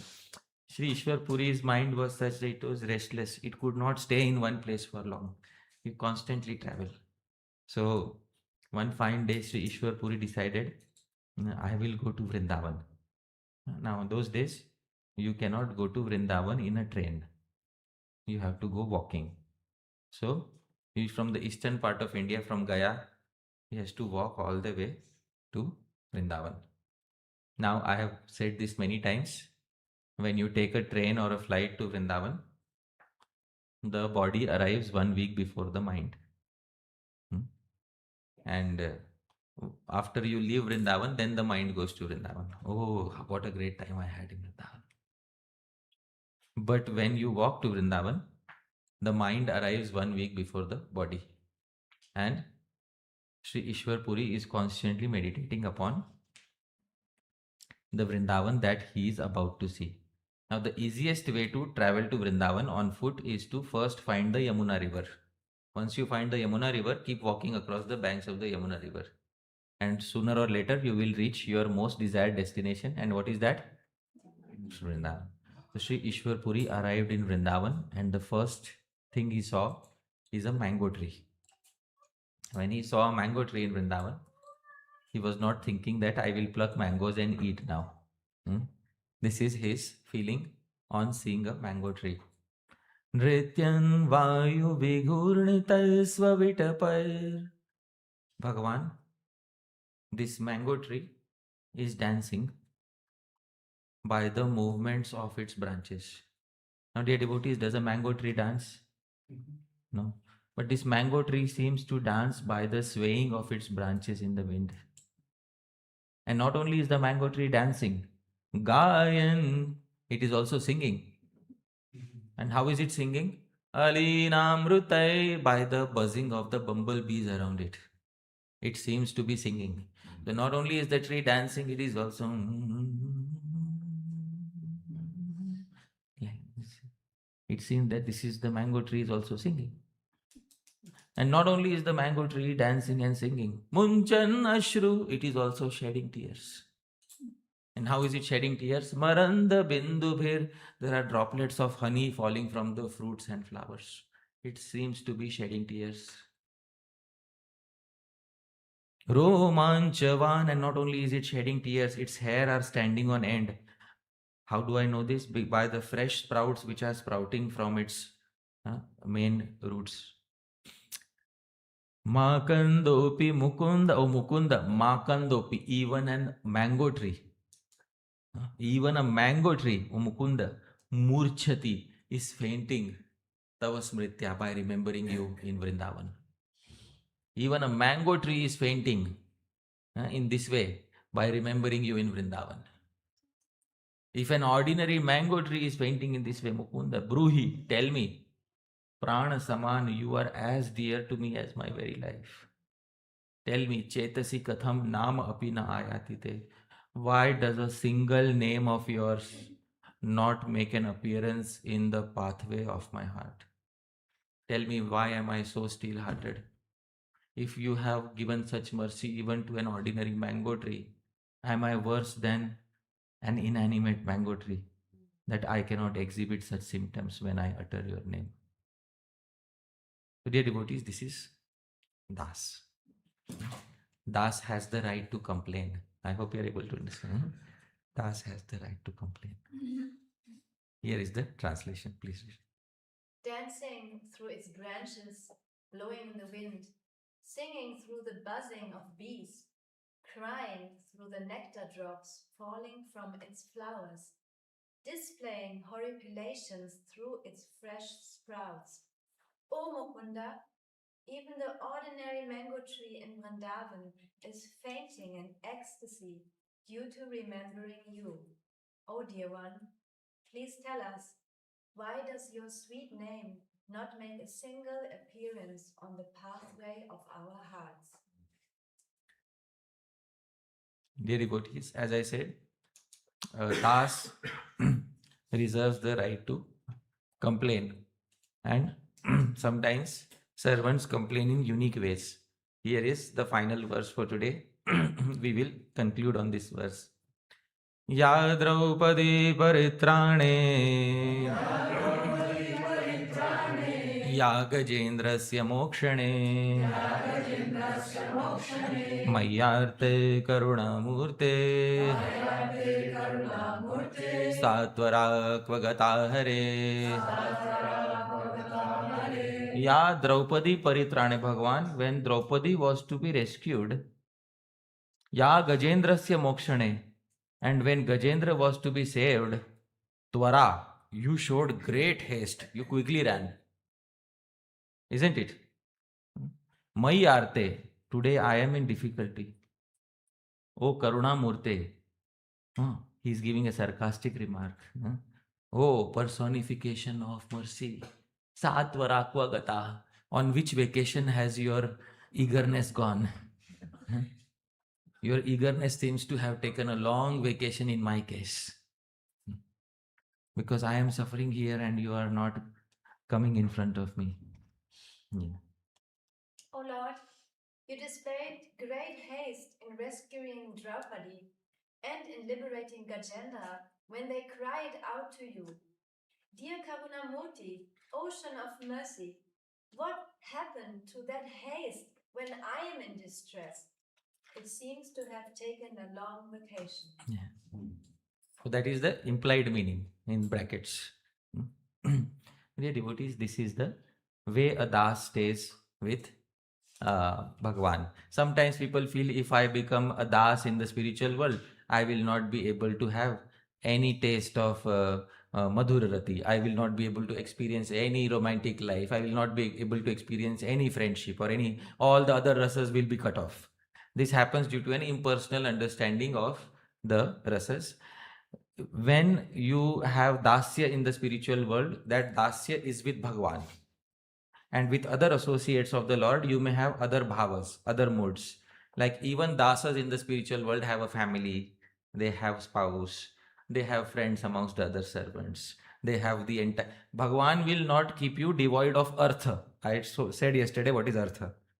So everything that is required for your artha will be taken care of, but your most prominent emotion will be dasya towards Bhagwan. For those who get this rasa in the spiritual world. And dear devotees, dasya is very, very special also because the Gaudiya Vaishnavas are ultimately aspiring for dasya. Shri Radha Dasyam is our most cherished goal. The servitude of Shri Radha is the most cherished goal. It is even greater than one's inclination to relish Madhurya with Shri Krishna. Shri Rupa Goswami says, when the inclination to relish Dasya Ras in relationship with Shri Radha is greater than the inclination to relish Madhurya Ras with Shri Krishna, such a devotee is known to have possessing Bhavollasrati. This is what Shri Rupa Goswami, there is a very special term for the mood of the Manjaris. Bhavollasrati is there in the hearts of such individuals. So Dasya ultimately is the highest. Believe it or not, Dasya is the highest because in relationship with Sri Radha, we are aspiring for which ras? Bharamkarna Prabhu? No, in Dasya. So which is the highest rasa, Prabhu? Dasya. Hence proved. Like, thank you very much, dear devotees. Yadatra skalitam kinchit vidvamsah purayantu tat. Yadatra saushthavam kinchit tad guroreva me nahi. Yadatra skalitam kinchit. I might have made many mistakes in this presentation. And there's so many verses of Dasya. If I start taking verse after verse, then 4 sessions will be on Dasya only. But I have to go through other rasas also. So vidvamsah purayantu tat. If I made any mistake, I am your Das. So Das has the right to be corrected, and please don't take offense. Please correct whatever mistakes were made. Yadatra staushtavam kinchit, whatever was nice belongs to all of you. You are Prabhu. Tat Guru Reva. It belongs to all of you. May nahi. It doesn't belong to me. Thank you very much, dear devotees. Hare Krishna. So it is 9:18. We have 10 minutes, 12 minutes for Q&A. So anybody wants to ask a query? Yes, go ahead. When you were speaking about Shantarasa, we hear that also. It's not working. I will repeat his query. I will repeat his query. It's not working. It's finished now. Okay, I will repeat your query. Yeah. So we hear sometimes examples of Shantarasa being trees or inanimate entities in Vraj. Could you comment on that? And what in the abode of Madhurya we have a Shanta? All right. So sometimes we hear that the trees and other inanimate objects are in Shantaras. Can you comment on this? In Vaikuntha, certainly this is the case. The trees, etc., they are in Shantaras. But as I said, Shanta is of two types. The impersonal variety and the personal variety. Now, the trees also, when Bhagavan comes, you might have seen, the trees bow down and offer. When Bhagavan entered the forest, the trees bowed down and offered fruits. And feelings of dasya temporarily overcome them. I hope you're able to understand. When your main rasa is Shanta, that you want to observe from a distance the glory of the personal form of Bhagwan. This is what Shanta does. Observes from a distance the Mahima of Bhagwan, the glory of Bhagwan. But sometimes Dasya temporarily comes over you. At that time, Dasya becomes Sanchari Bhav. You know what is Sanchari Bhav? Transitory emotion. So you may be a devotee in Shantaras, but you may get a transitory emotion of Dasya. All right. So then, offering fruits like this. So many sweet words about uh, this pastime of offering fruits. I remember Sri Harishuri's verse. लघूनवितगोगणानभिनिरीक्षण सम्प्रति न मन्द्युर्फलार्पणे सतत विप्रसङ्गा इमे अहो वननिवासिनामतिथि सत्कृति प्रेमता सुविष्णुपदगामिता तदुचितेति मन्यामहे. Sri Harisuri says, when the trees offer their fruits, he says, Bhagwan is thinking, Laghu Navita Gogan. We are Laghu, we are small children. Avita Goganan. It is not clear whether we are protecting the cows or the cows are protecting us. Nobody knows. Such is our age. Api Niriksha. Such we are such small people. Nirikshana Samprati. Namanti. Still they are bowing to us, small people. There is dual meaning. Small means small in age, small means small in society, social rank. The Vaishya is considered as small in social rank. Namant, they are bowing down to us Vaishyas. Uruphalarpanai, and they are offering me phala, fruit. Second meaning, the result of all their activities. Phala. They are offering all the results of their activities unto me. Satata viprasanga ime. Certainly, these trees have got the association of dvijas. What is dvija, Prabhu? Brahmana. Huh? Birds. Birds are also twice born. Huh? First birth is through the egg. Second birth is hatching the egg. Certainly, they have got the association of dvijas in order to have such a good mindset to offer all their fruits unto me. Aho vananivasinam atiti satkrito. Look at the hospitality of the forest dwellers. It's so nice. They offer everything to you. You see how sweet the forest dwellers. Not like the city people. They don't even open their doors. You know? Forest dwellers. Look at their hospitality. They offer everything that they have to you. So Vishnu Pada Gamita, for this tree to attain Vishnu Pada is very accurate, justified. Now what is Vishnu Pada? Vishnu Pada means the sky where the feet of Bhagavan Vaman Dev reached. So for this tree to grow more and more is justified according to me. Second meaning, Vishnu Pada, the abode of Vishnu. For such people to attain the abode of Vishnu, those who offer everything to Bhagavan, for such people to attain the abode of Vishnu is justified according to me. So this Sri Harishuri is very complex, double meanings running through a single verse. So this is, trees are also, he sees that dasya. Dasyam karma arpanam. As Sri Rupa Goswami says, one aspect of dasya is to offer all the fruits of your activities. It was done by the trees when Bhagwan entered into the forest. The temporary feelings of dasya overcome them. At that moment, dasya becomes the sanchari bhav. What is sanchari bhav, dear devotees?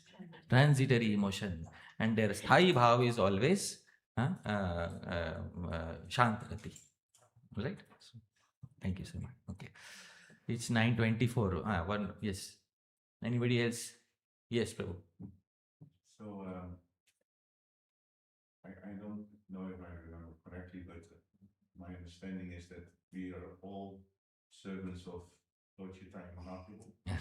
And by just focusing on being a servant of Chaitanya Mahaprabhu, all the other rasas, whatever our main rasa is, will be revealed. So we don't have to focus on which rasa I am in. We are always in Kali Yuga, we are servant of Lord Chaitanya.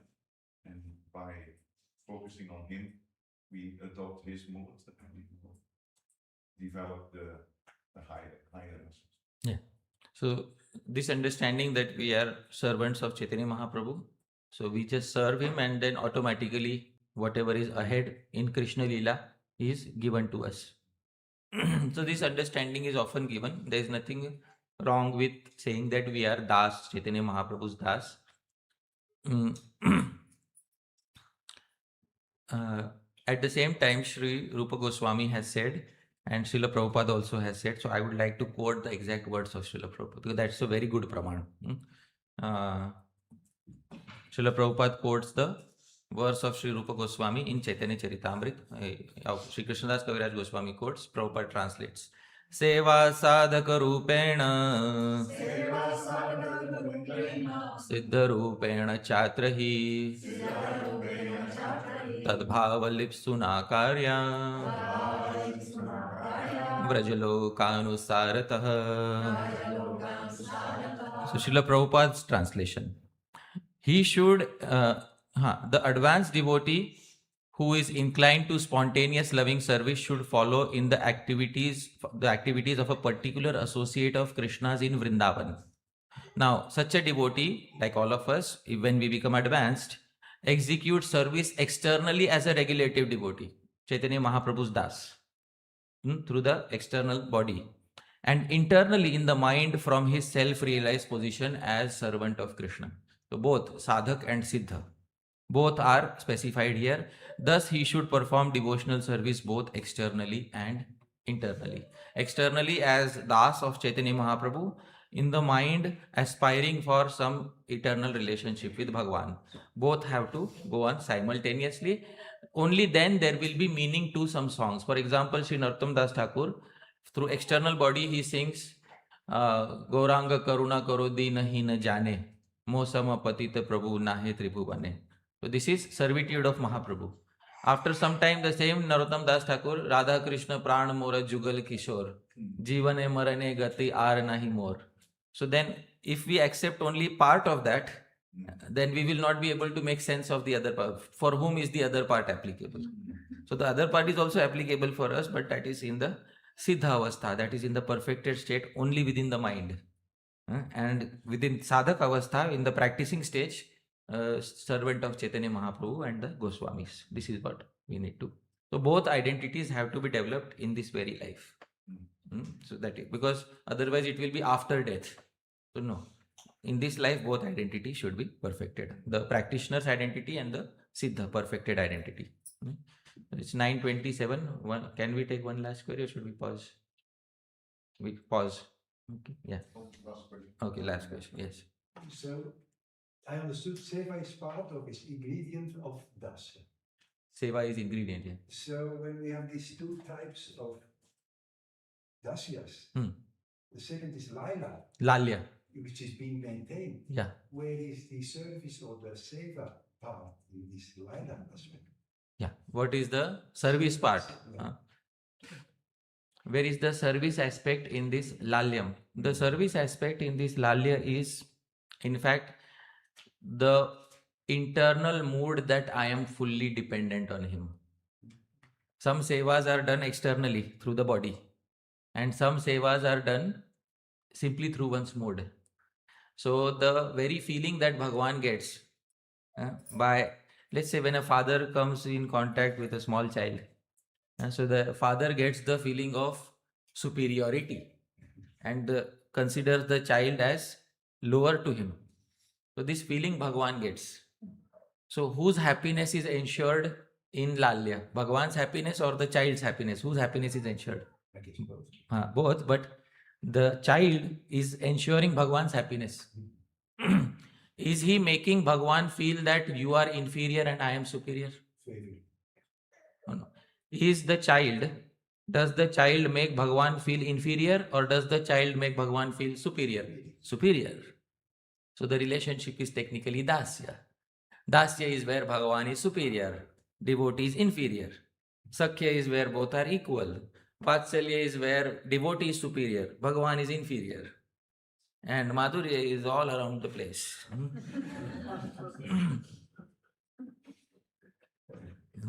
This is how it will work. Okay? So we will pause it. Thank you very much. Hare Krishna.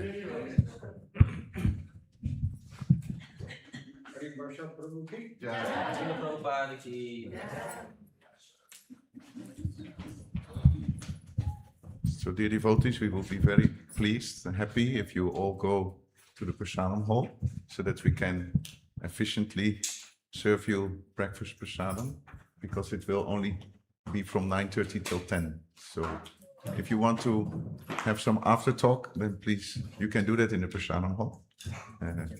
Enjoying a nice plate of morning Prasanam. Hare Krishna.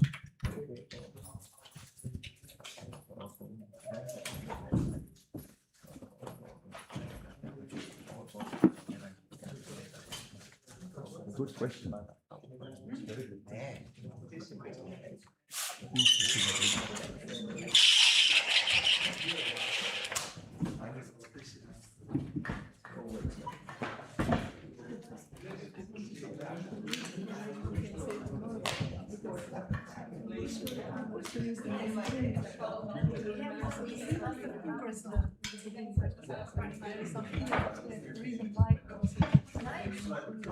I feel mostly it is for sitting in the middle, but I also let me see if the commentator says something. I'll first check if this.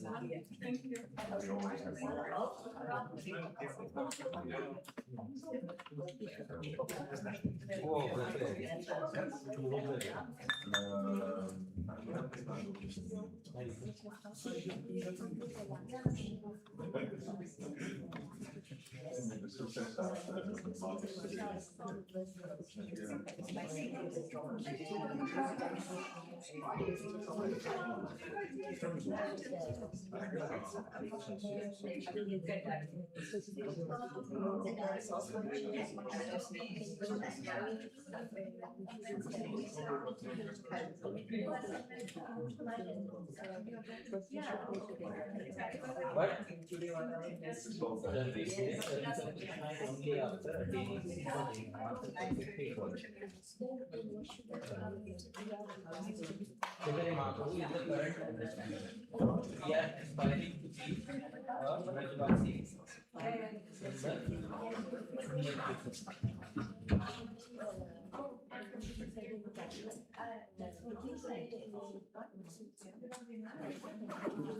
Yeah.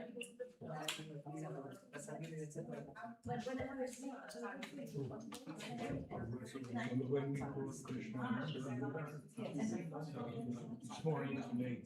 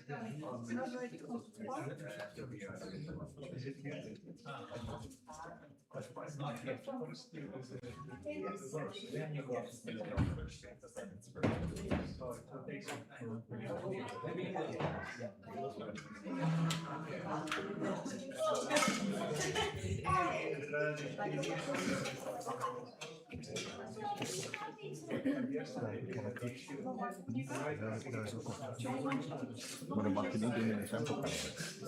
Want alles is expansie van de alarm. Ik heb geleerd toen ik de bakker was. Dan zei ik bepaal expansie van de alarm. It's all what is given in service of Krishna. So that it becomes spiritual. You don't touch it. Dus heel erg opgeleid ben. En ik kan het niet meer. Sinds ik dat in de bakkerprogramma geweest. Ik kan gewoon niet meer met mijn zus iets van het gaan. Dat voelt gewoon niet. Zoveel dat ik weet is kunnen ze gewoon veranderen.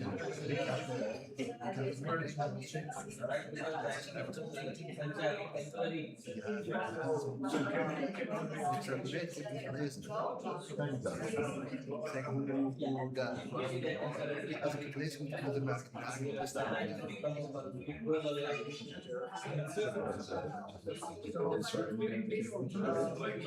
dus ik ben ook geen mensen staan.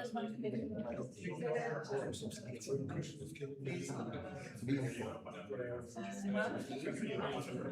maar goed,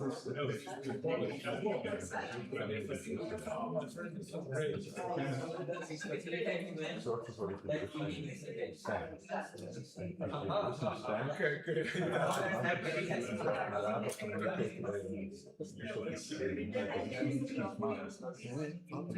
Een verhoging naar bewustzijn. Ik denk er ook niet echt veel over als iemand een kussen heeft. Maar ik denk van ja, het is zo'n shit place. Maar het is gewoon bewustzijn van. Ik mag er respect voor opzetten, maar ik ga het niet even toespreken. Het was gewoon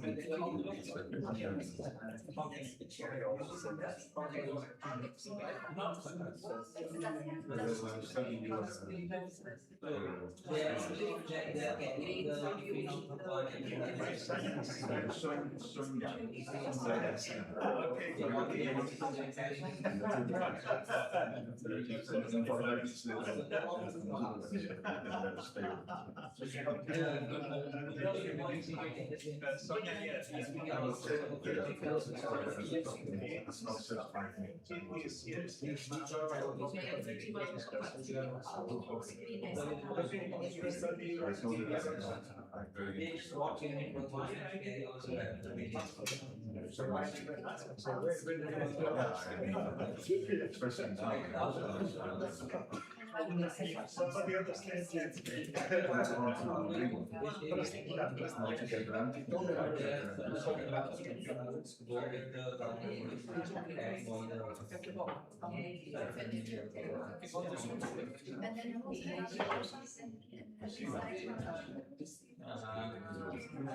What is his name?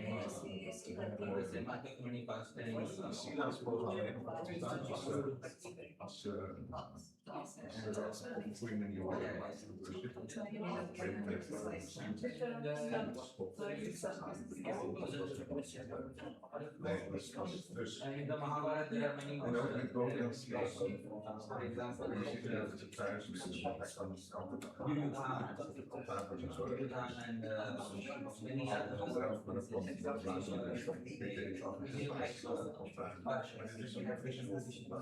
Dus het is niet goed om op te staan.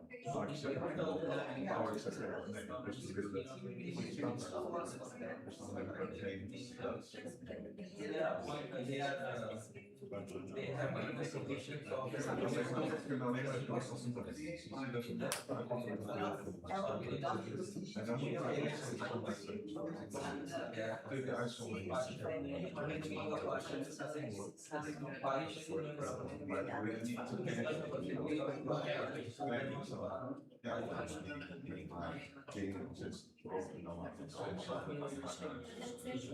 dan is het beter niet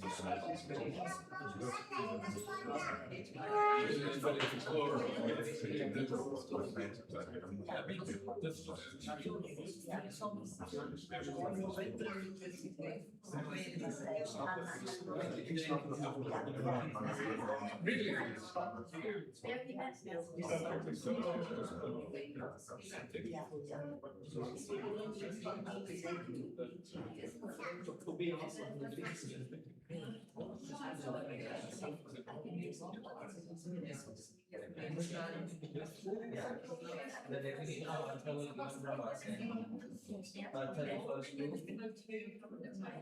money, wealth, domestic animals, rain, friends, family,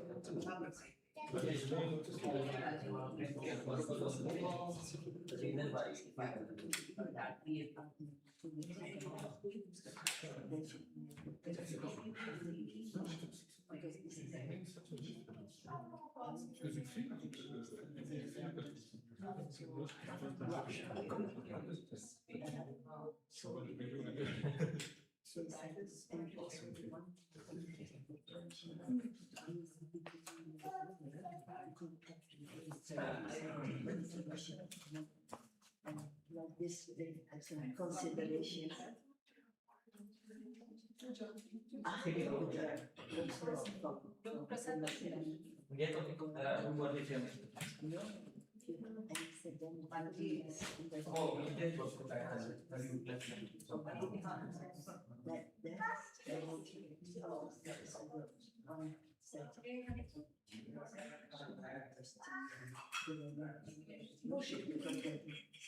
You're coming for the show?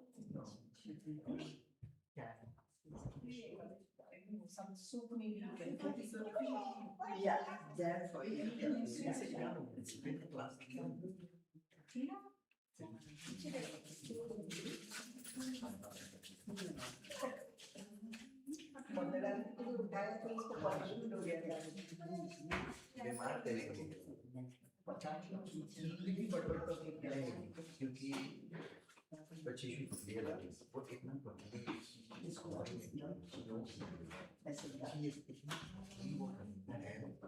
बोलो उसको बुरी लेके रखा था भाई में काल के and there was only maybe छोटा in the back.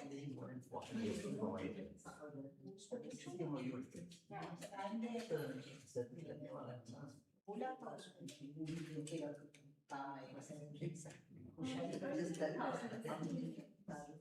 इसलिए भी बहुत and let it suffer. नहीं लगता है अपने को भी उसको फिक्स करना चाहिए बहुत जैसी बात है so I don't also like the way and in spite of keeping the movie for that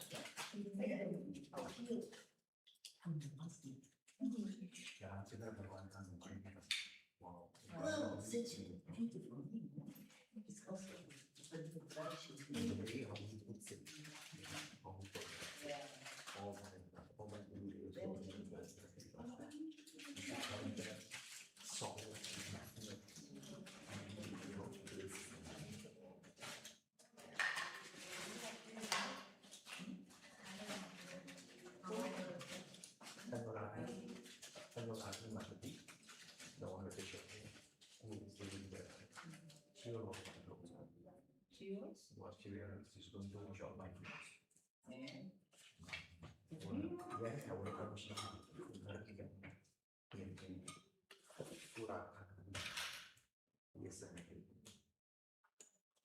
Normally, last year she done it also. And we did all because of her. And she stays in Belgium. the one who reads He stays for 20 years.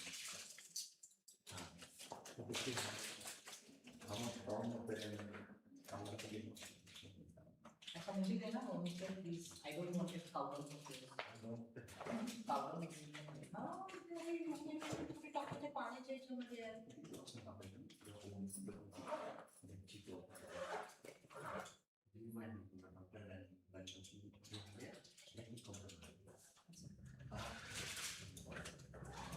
And where you can see Radhadesh.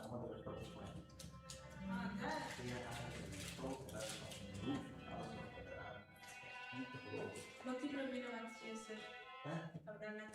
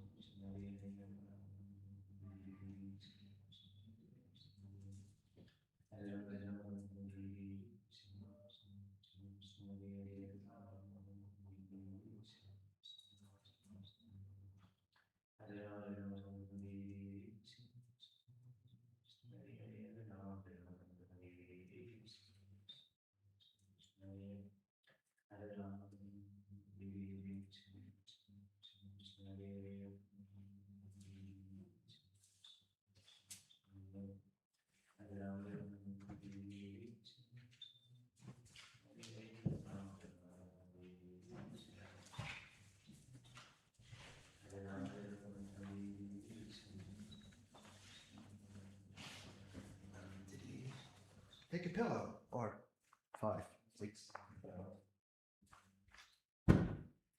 Sit down.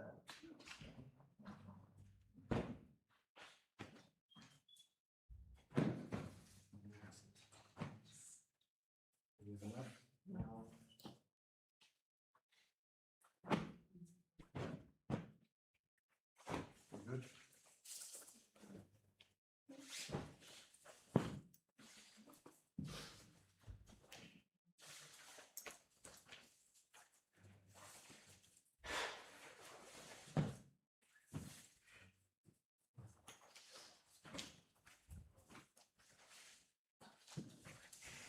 So, welcome to your first Darshan. First time in Radhedesh for everybody? Yeah, you've never been here before? You been here? Welcome back. That's getting there. So this is your first Darshan. Darshan means a Greek pharmacy. Just to present perspective for us devotees, as I said, Krishna has been just until detail in Vedas. So the statues, the deities are made as they are written. Krishna then by prayer has been invited to the deities. So for us devotees, there is absolutely no difference between Krishna and the deities. I'm here at 3 meters away from God, just so you have an idea where this devotion comes from. In the middle, we have Radha Krishna, Radha Gopinath. Krishna is on the left, Radha is on the right, Radharani.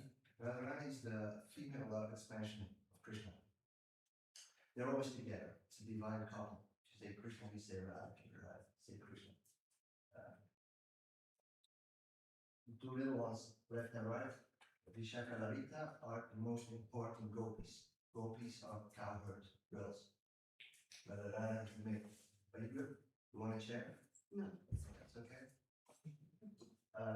When Krishna was in this material world, he was always surrounded by cows. For us, cows are holy. As you know, in Hinduism, cows are holy. If something happens at birth with mom, or she has no milk, we have the cow as our second mom. So she's very dear to us. Maybe we can go visit the cows afterwards. They're on the altar as well. On the left, you can see Chaitanya Mahaprabhu, the last incarnation I told you, and then with the pictures underneath, the lineage of Guru's disciple, Guru disciple. The last one on the left is Prabhupada, the founder Acharya of ISKCON, International Society for Krishna Consciousness. We'll talk more about him later on. On the right, we have Lord Jagannath Radhadesh Subhadra. This is, for me, the most accessible form of Krishna, the most easy form to love, the most understandable, very universal. These deities, they sometimes go out of the temple room. They're the only ones to go out of the temple room. In the summertime, we go Ratha Yatra. Ratha Yatra are big, how do you call it in English? Wrong thing? Roundabout. We go to big roads with big carriages. These deities are around, we pull with ropes.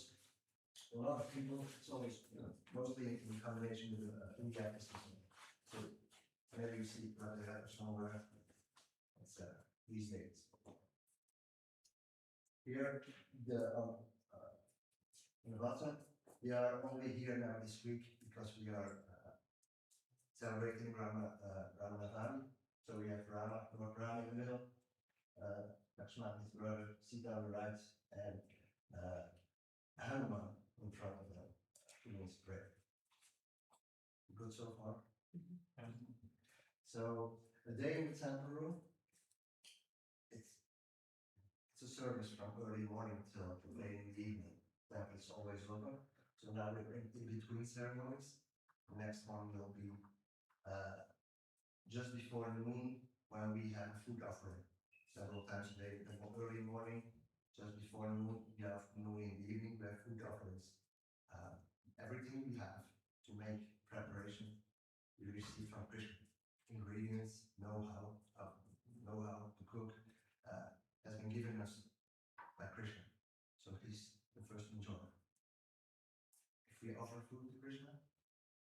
very bad kind.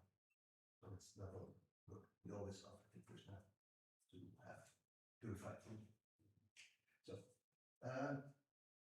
4:30 in the morning, devotees assemble in the temple. Women in the temple, men outside. Every week they switch. Not because we don't want to mingle them, but if we are in prayer or meditation, we want as less distraction as possible. That's all. So we come together and we chant the Maha Mantra together. The curtains are still closed at that time.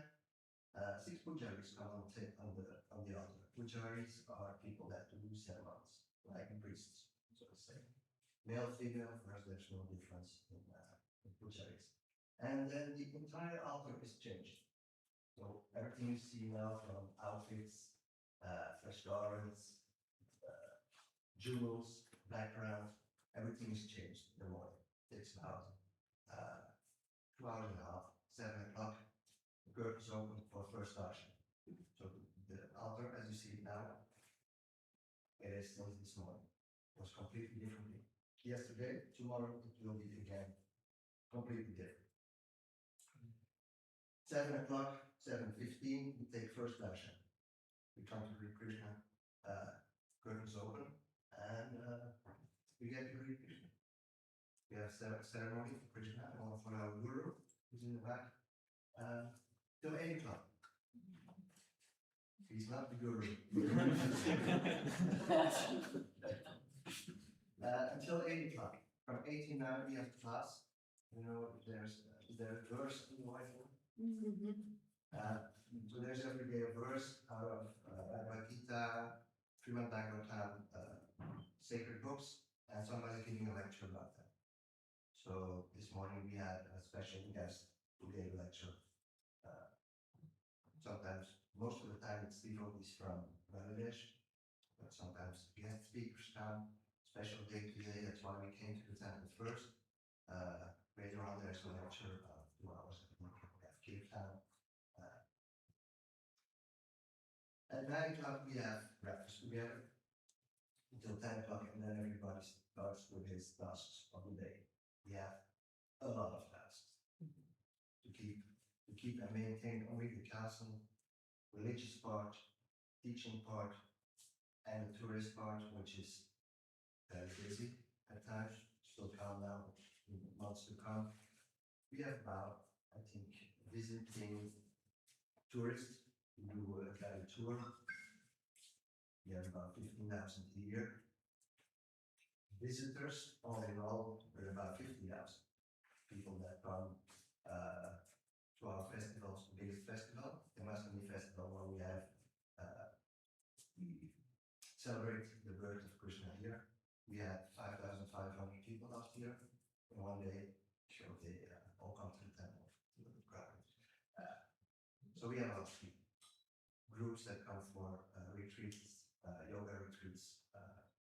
The entire Hindu community of Benelux, Germany, France, we're doing a temple, so they'll come here. We're not just the temple for Hare Krishna movement. As I told you, Vishnu, he's the supreme personality in general for most Hindus. So for them, Krishna, Vishnu, the same person, so they come to our temple. It's no difference. Okay. At noon we have the first offering. After this offering at 1 o'clock, the temple closes for a while. Krishna's gonna wait till morning. He ate. If we eat, we like to take a little rest. The day is rest till 3:20. First ceremony afternoon. They continue till 7 o'clock in the evening. 7 o'clock. We have the most important arati of the day. Arati is a ceremony. The golden arati or Gora arati we have at 7 o'clock. We are having, we're glorifying all different deities. Show you an example. This is Gora arati, the prayer for the evening. It's in Sanskrit, so somebody sings the first line, the rest of the temple repeats. When the prayer is done, every ceremony ends with the Maha Mantra. Still with me? Okay. Which also starts with Hari, female, Radharani, and ends with Radha. So, very important. Okay. Any questions so far? What are the lectures actually about? Is it like a reading of a It's- full it's- text? Or? Yeah, we read a verse. We have our scriptures are in verse form. So we have a Sanskrit verse, who was then translated by Prabhupada, and a purport commentary on the verse. And that's what the class is about. So we pick a verse every day, and somebody gives a lecture about the verse. So through the lectures you learn, Yes. you study all Yes. the Yes, that is, yeah, in that way. There's a lot of self-study involved. You can see that when we go upstairs, it will be more clear. I can show you a few books. Okay. Now, most of us sing together with the guest. Sing my mantra a little bit, a few times. If you want to sing along, go ahead. If you don't, don't. These are the lyrics. Okay.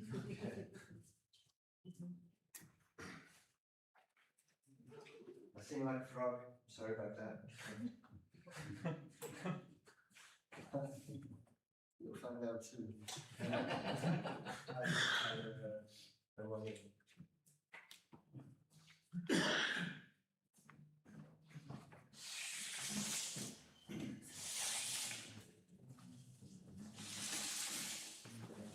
We have musicians in the room, so we're going to need my back too, because I'm Krishna, not sing for you guys. Okay. So you can repeat if you want to. I'm going to do a few mantras.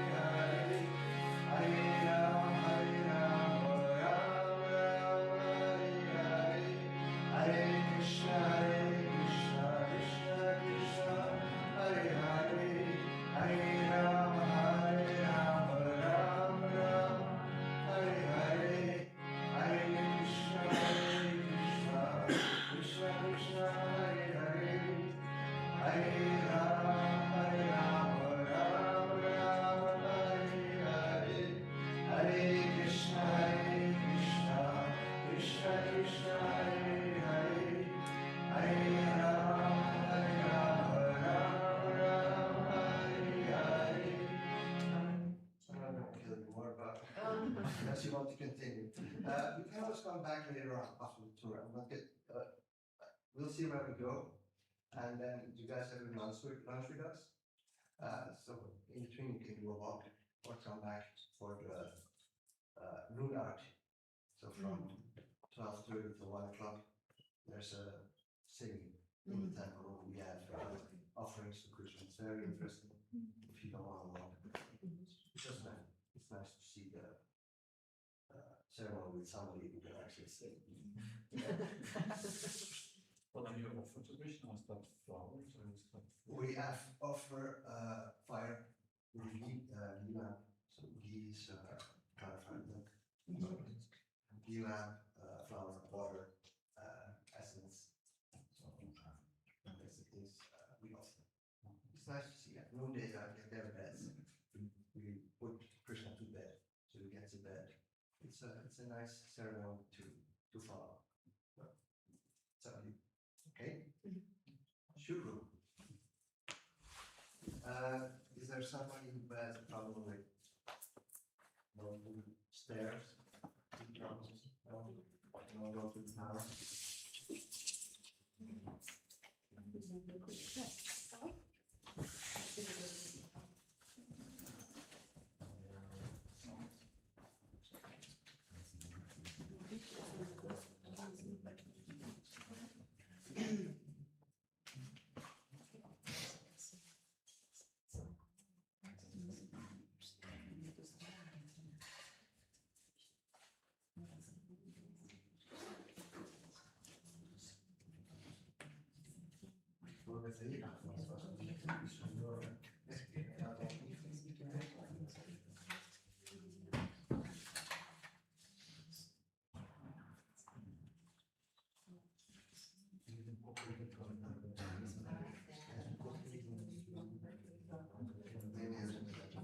Krishna Vilas, speak to them. Die worden ervoor geplaatst. De rest is alles.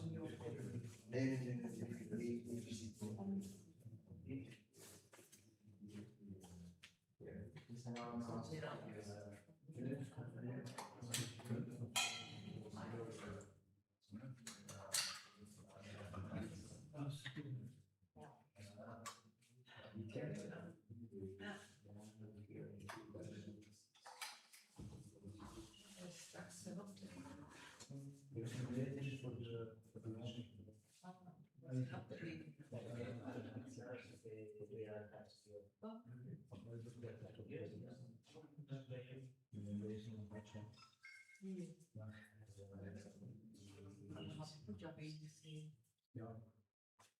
Maar tijdens de poes doe het buiten.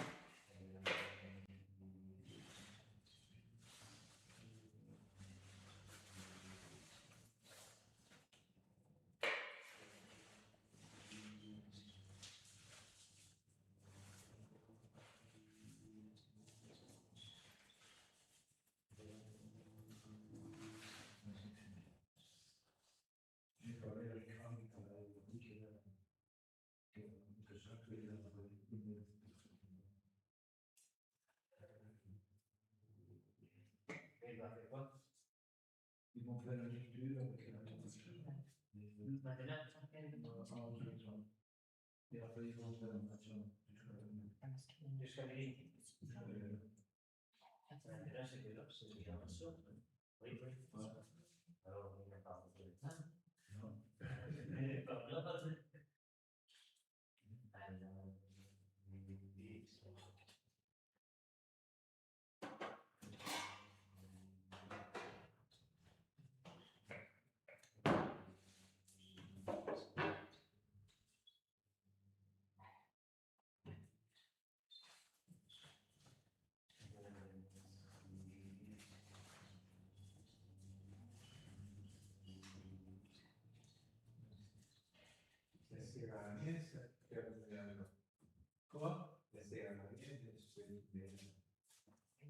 Nossa, pula janela.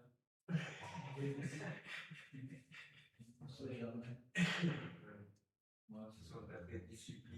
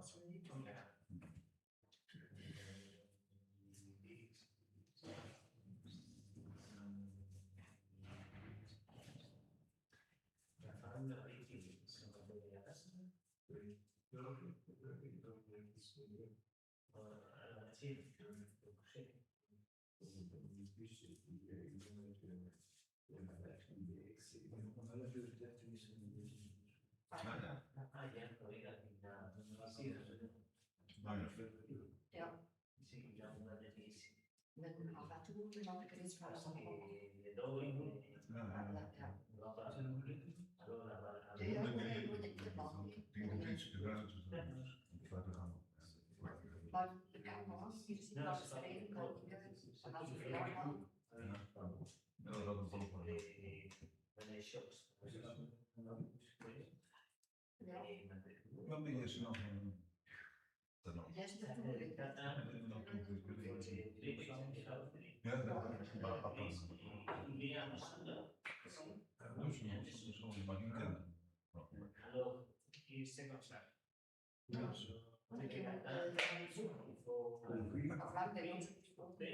Bier. Ja.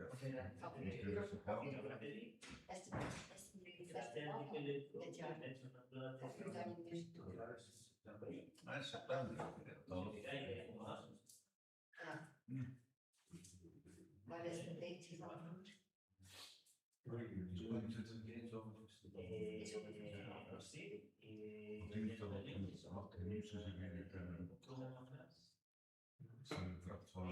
Ah ja,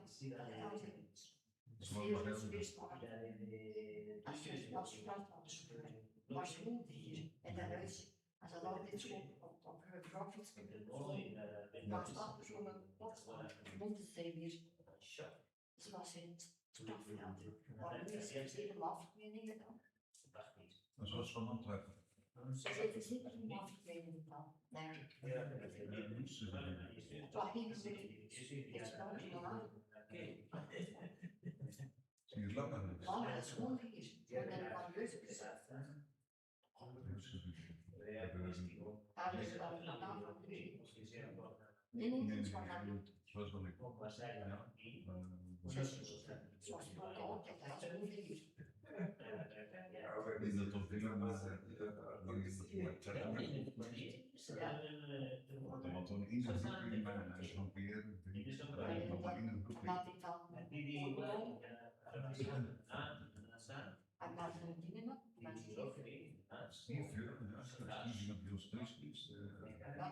Zal ik je video komen bij ons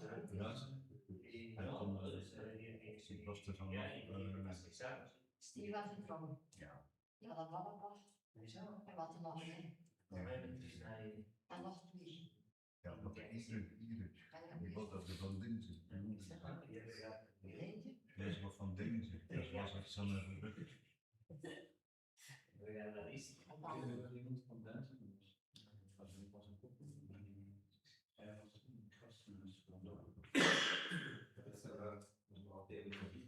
ja, dat was wel een Dat is maar een beetje dat blijft jaar.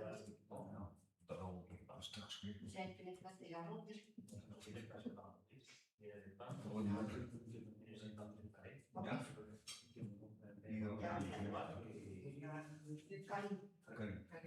Ja.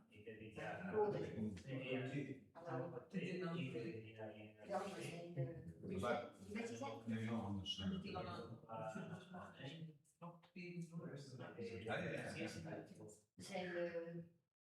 We hadden zo'n rondebon en dan gaan slapen, maar slapen. Maar een familie. Ja. En ik sta maar een keer weer naar Ja, voor een maar nu moeder. komt die Linda is er overleden daar. Maar dat is toch wel belangrijk. Ze ook zelfs wel zijn er geweest in de zomer. Weet Ja, ik heb dat tegen je besproken, maar heeft gezegd dat en zij is zeer ziek. We zijn toch mooi. En nu was het opstaan. Maar ik ga op de goede contact zitten. ja, Ik heb nooit gedaan. Nee, dat is niet. Dat was ook wel heel dus. Wel ben van iemand. maar dat weet ik ook niet. Armand van Pierre, ja, Je was ook ziek. die was ook ziek, ja. Altijd een hij is nog ziek gegaan, dat is een beetje oud. Ja. Had je al? Ja, dan nog vroeg dan weer als ik was. Ja. Ja. Met de vingers in de machine. Ah ja, dan van wel, ja. Ja, je was gevallen en je was vriendelijk. Ik was kringwerker, niet op zijn eigen niet. En de Brugge, Sint-Kruis. Sint-Kruis, Sint-Kruis, ja. De Friese niet. Jean-Pierre de Vries. Ja. En die twee oudere mensen. Oh. Ah ja, die kwam ook altijd naar hier. Ik weet, zeer grote nationaal kon Paul geweest bij het leven. Ja. Of Commandant, of verlof. Ja. Die zijn, dat is moeten scholen, nationaal, weet ik niet meer. Ja. Wil je zeggen?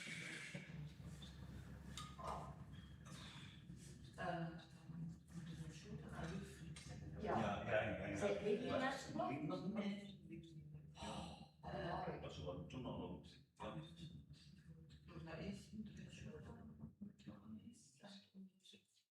En dit zijn een foto met Malinda. Ja. Ah ja. Dat was jammer.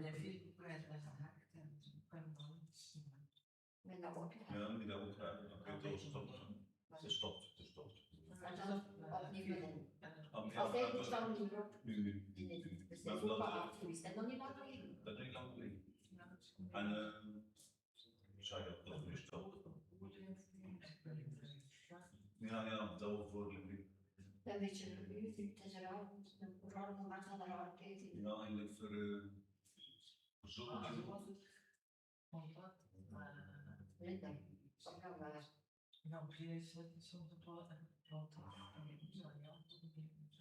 Ja, Hij vond ze nog niet op de. En wij staan op de droomberg. Roomberg is wat, het is zwart. De rest ja, de droomberg. Roomberg is wel. Zijn daar niet geweest. Maar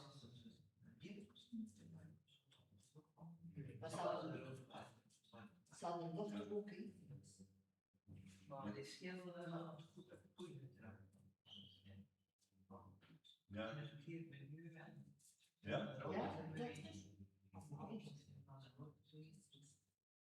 Dat weer verlies. Ja. Dat is het rood en. Dat is Dat ook. weer gekomen. En dan die dingen. Ja. Vroeger, ja.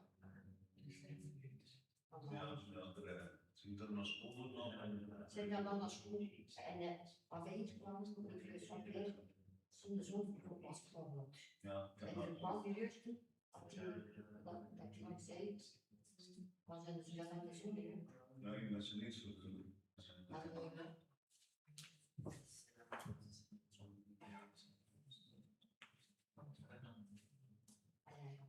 Maar dan heb ik foto's in van de dag op.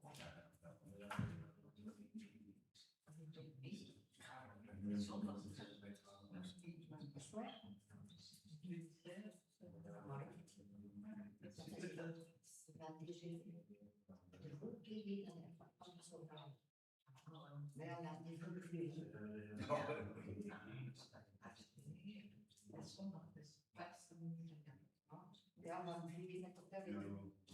Morgen, dat moet van morgen naar 3 weken is geweest.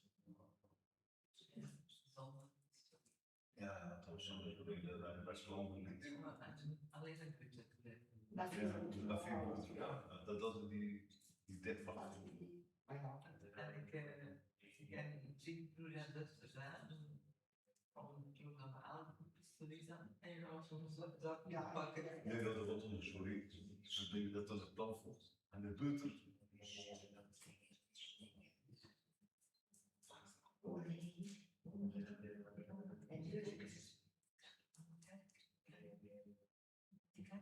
Nee, dat kan ik niet.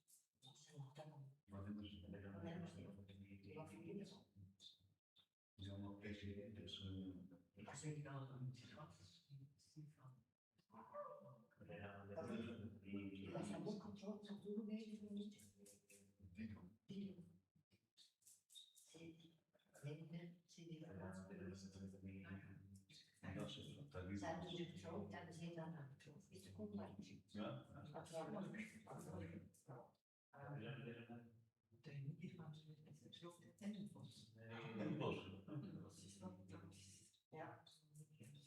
Maar vroeger zijn we net kinderen, dus naar de roepplaats. Feestdag. Ja. Ja, en Dat vrouwenparty zat was voor in de ogen. Dat was leuk.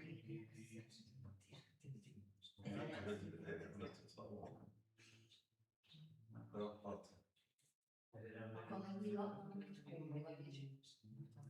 Dat is best wel mooi. Zes maanden. Met een leuk dat van Augustus. Vorig jaar. Ja, Augustus was het. Oké.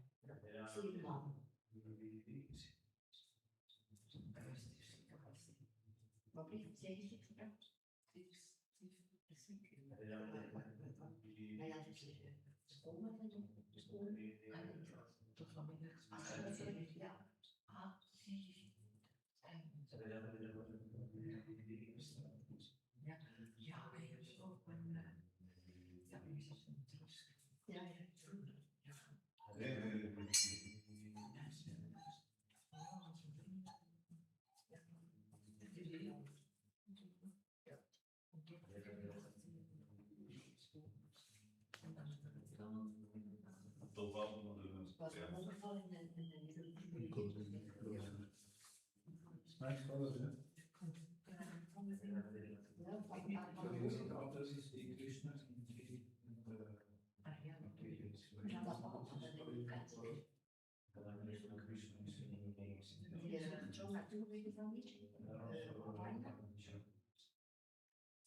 Dat is ook in Nederland.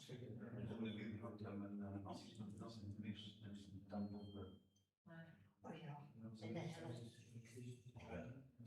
En dan was je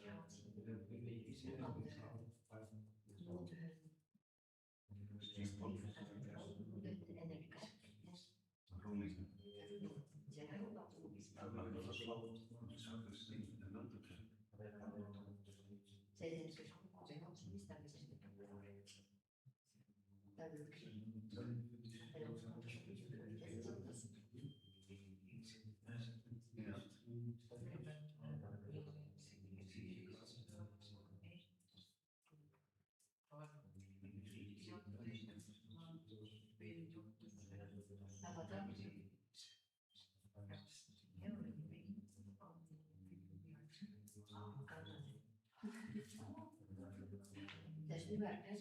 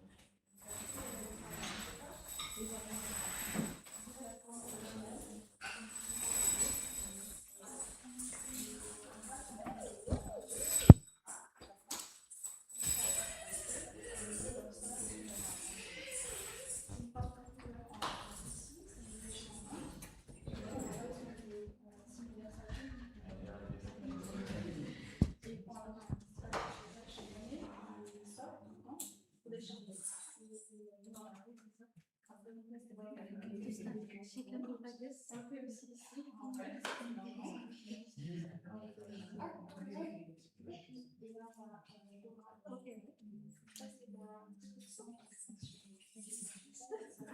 an introduction to the song. But that is not so very song.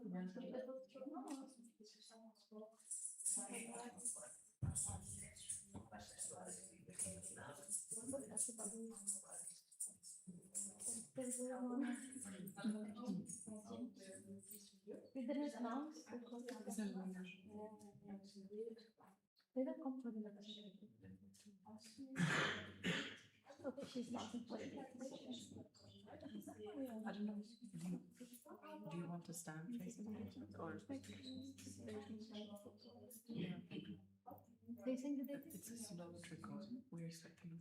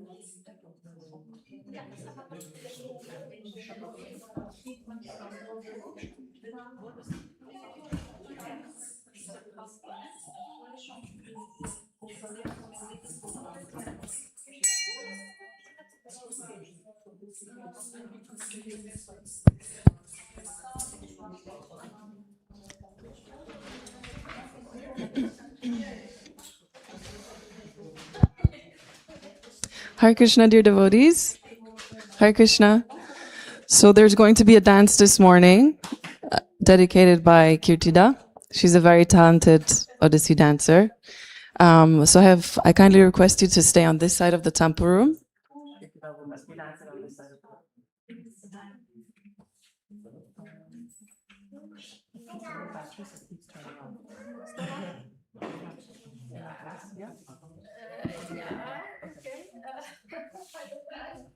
Krishna, everybody.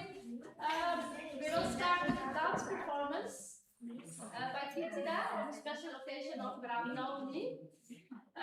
The song's dance name is Shruti Kamala, and it's from Gita Govinda. Gita Govinda means literally the song of Lord Govinda, and it is celebrated song by Srila Jayadev Goswami. Jayadev Goswami has written some songs, and this is one of them. And actually, it is written in the 12th century, even though he was able to Chaitanya Mahaprabhu's appearance. He wrote on the line of Chaitanya Mahaprabhu, so it's very devotional poet and devotee. So she will not dance the whole song, but the lines 1, 3, 4, 6, and 9. So first she will show what the dance means, so that you can follow. She will show the gestures. So you can start. Glories, glories to Lord Hari, the Supreme Personality of Godhead, who rests on the breast of Goddess of Fortune.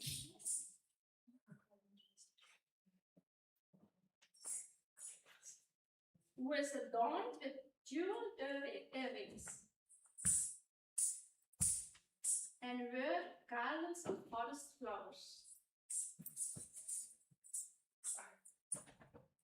O Supreme Personality of Godhead, who destroyed the poisonous serpent Kaliya.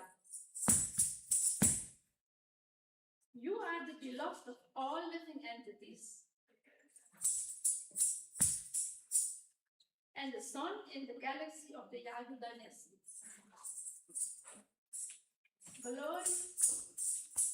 Glories to Lord Chaitanya. O Supreme Personality of Godhead, destroyer of the demon Madhu, Mura, and Nakasur.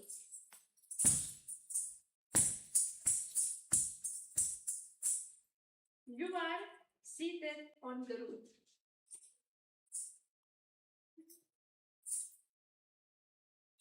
And you are the source of joy for the demigods. All glories to Him.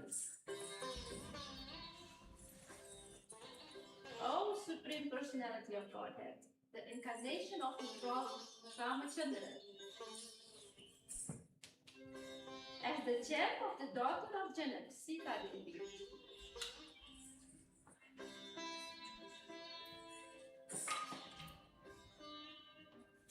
You were victorious over the demon Dusan.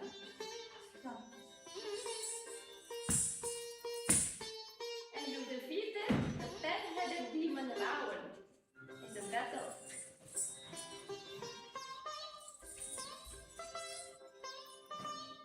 All glories to Lord Hari. The poem of Sri Jayadev brings transcendental happiness to all. This is an effort, effulgent, and auspicious song, Mangal Geetam. All glories to Lord Sri Hari, the Supreme Personality of Godhead. She'll start.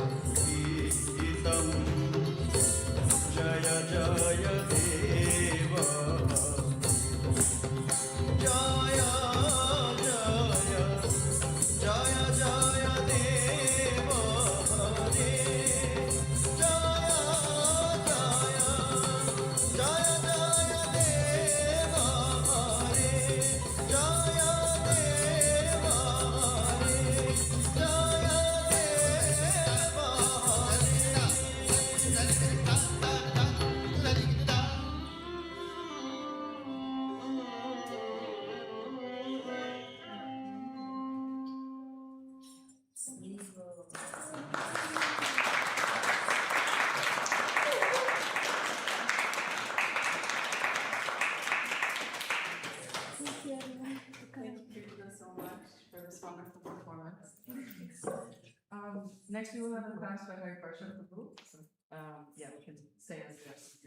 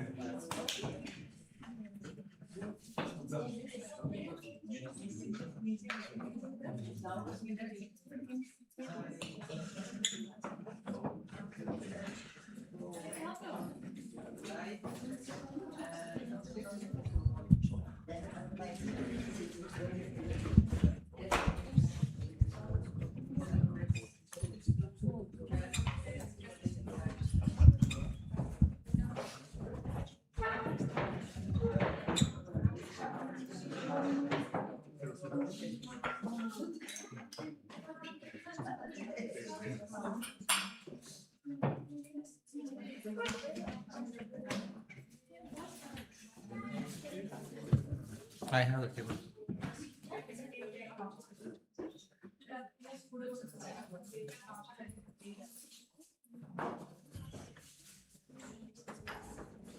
Yeah.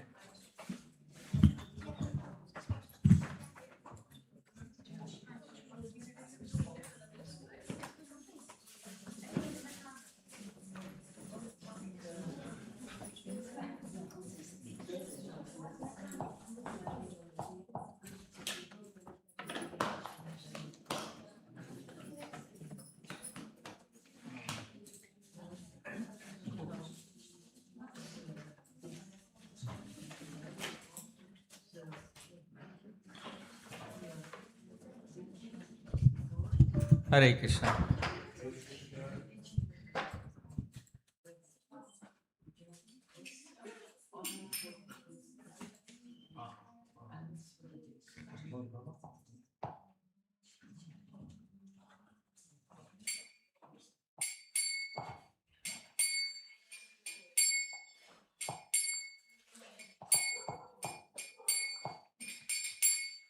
Jai Radha Madhava Kunja Bihari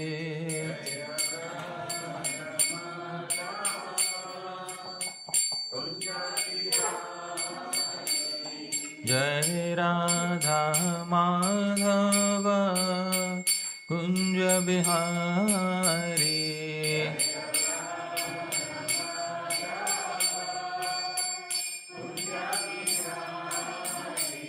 Jai Gopi Jana Vallabha Girivardhare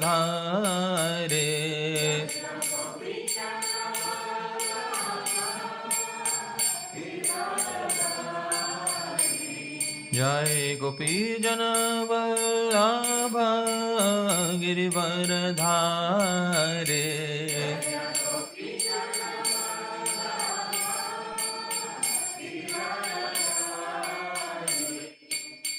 Yashodanandan Vraj जनरञ्जन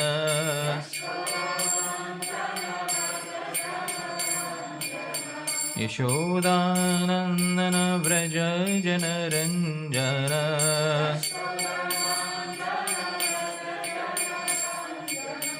Yashodanandan Vraj जनरञ्जन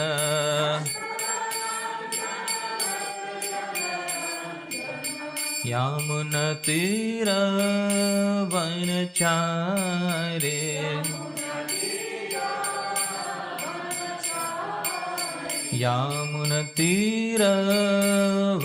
यामुनतीरवनचारे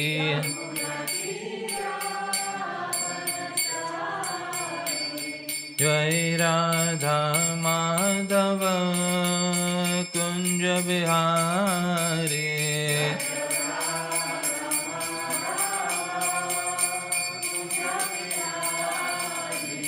जय राधा माधव कुंज बिहारी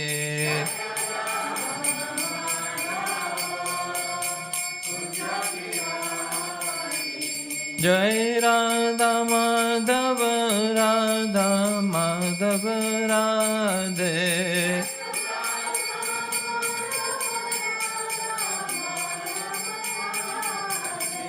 जय राधा गोपीनाथ राधा गोपीनाथ राधे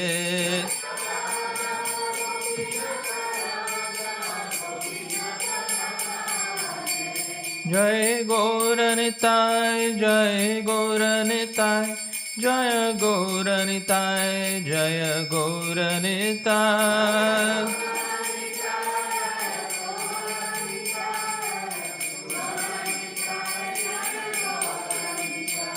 जय जगन्नाथ जय जगन्नाथ जय बलदेव जय सुभद्रा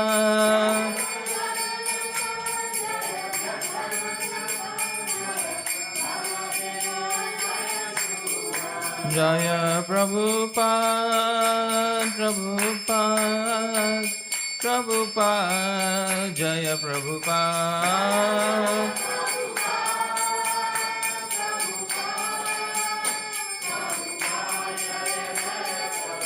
जय जय प्रभुपाद प्रभुपाद प्रभुपाद जय प्रभुपाद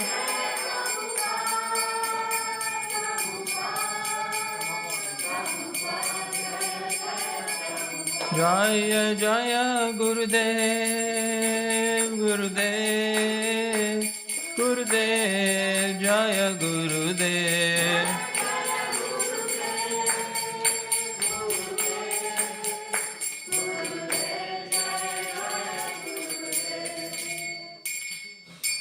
शिल प्रभुपाद की अनंत कोटि वैष्णव वृंद की निताय गौर प्रेमानंदे welcome the devotees to this presentation on Shri Ramayana. Ram Navami was technically it was day before yesterday, yes, but we are celebrating we are celebrating Ram Navami over many days, and since today is Sunday, we are having this special talk on Shri Ram Navami, and I am going to speak on Ramayana Niti.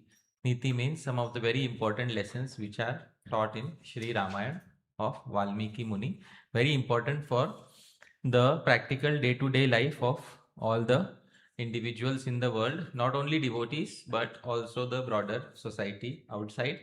But before we begin, I would like to perform Mangalacharan, auspicious invocations. Most of us know these verses. You can kindly sing along with me. Om Ajnanatimirandhasya Jnananjanashalakaya Chakshurunmilitam Yena Tasmai Shri Gurave Namah. Shri Chaitanya Manobhishtam Sthapitam Yena Bhutale Soyam Rupah Kadamayam Dadati Svabadandikam Vandeham Shri Guru Shri Yutapadakamalam Shri Gurun Vaishnavanscha श्रीरूपं साग्रजातं सहगण रघुनाथान्वितं तं सजीवं साद्वैतं सावधूतं परिजनसहितं कृष्णचैतन्यदेवं श्रीराधाकृष्णपादान् सहगणललिता श्रीविशाखान्वितांश्च नमो विष्णुपादाय कृष्णप्रेष्ठाय भूतले श्रीमते भक्तिवेदान्त स्वामिन्निति नामिने नमस्ते सारस्वते देवे गौरवाणी प्रचारिणे निर्विशेषशून्यवादी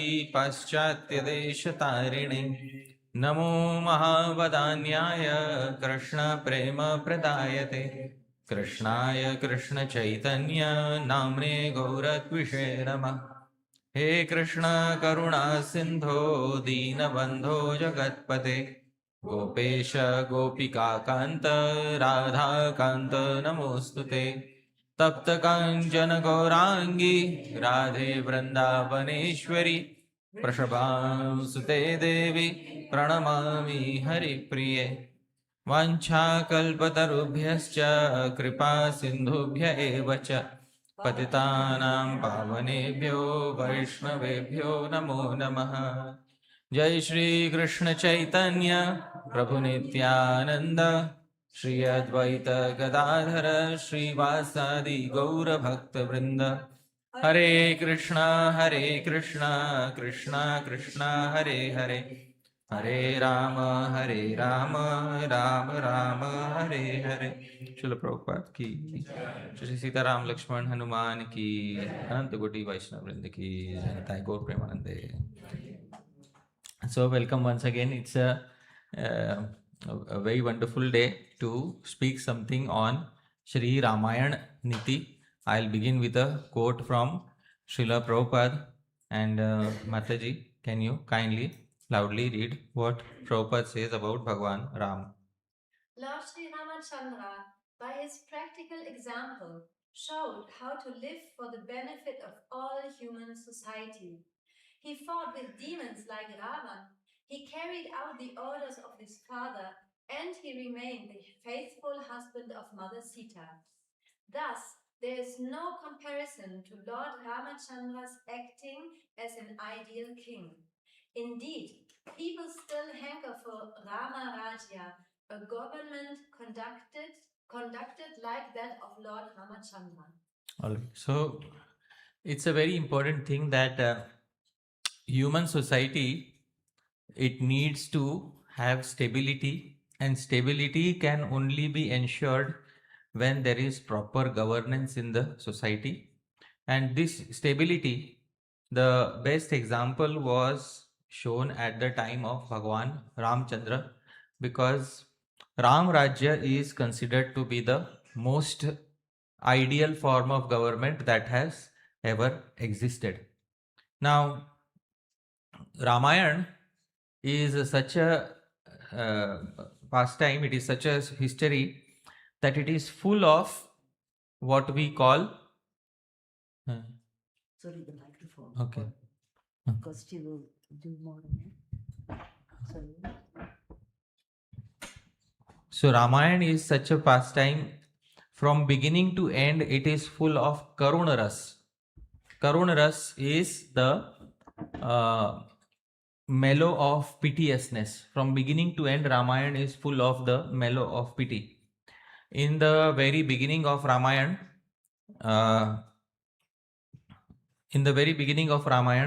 Dashrath does not have any sons, so Dashrath is unhappy. So please tell me, which ras is it? Unhappiness, piteousness is Karuna ras. And then after some time he gets Ram, Lakshman, Shatrughna and Bharat as his children. But as soon as Ram, Lakshman, Bharat and Shatrughna grow up a little bit, they have to go to the Guru's ashram, and when they return from there, Ram has to travel with Vishwamitra in order to help him deal with all the asuras who are troubling him. Again, Dashrath is separated from Ram. Dear devotees, again which ras? Karuna ras. Karuna is piteousness. After Bhagwan Ram returns along with Vishwamitra Muni, Bhagwan Ram has already won the Swayamvar, or he is already married to Sita Devi, and when he returns, he is not able to he is not able to become king for even a single day. He is banished into the forest, and how many years? 14 years. Again, which ras, dear devotees? Karun ras. At least in the forest, he should be able to stay happily. But even in the forest, he cannot stay happily with Sita Devi because Sita Devi is kidnapped. Again, which ras? Karun ras. And then finally, after almost an year of separation, they both unite, but that union is also not very long lived. Sita again gets separated from him, and finally the Ramayana again ends on which ras? Karun ras. So Karun ras is uh, the emotion of pity, which is predominant throughout Ramayana. It is said that in the Western world, all the dramas, they are full of melancholy. Melancholy is also one variety of Karun ras. So if you see most of the dramas in the Western world, especially those written by Shakespeare, do many of them end on a positive note, or do they end on a sad note? Sad note. So that is which ras, dear devotees? Karun ras. So why do people like Karun ras so much?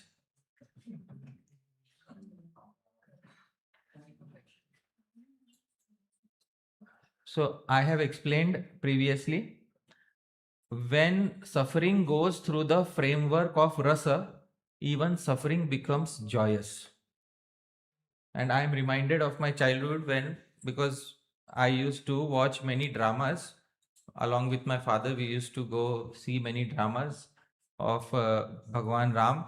And there, one time I saw a drama which is called as Bharat Milap. Bharat Milap is Bharat comes to visit Bhagwan Ram in the forest after Bhagwan Ram has been banished for 14 years. So Bharat comes along with the entire entourage, and Bharat tries to convince Bhagwan Ram, gives so many arguments, but Bhagwan Ram will not budge from his vow of staying within the forest. And there is a huge emotional discussion between both brothers. Finally, Bhagwan Ram convinces Bharat to go back and rule the kingdom. And Bharat says, I will take your footwear and I will establish them on the throne. I will not personally rule the kingdom. So as soon as Bharat takes the footwear on his head and he turns in the direction of Ayodhya, so in that drama, all the residents of Ayodhya start crying because they know that now Bhagwan Ram will not be seen for 14 years.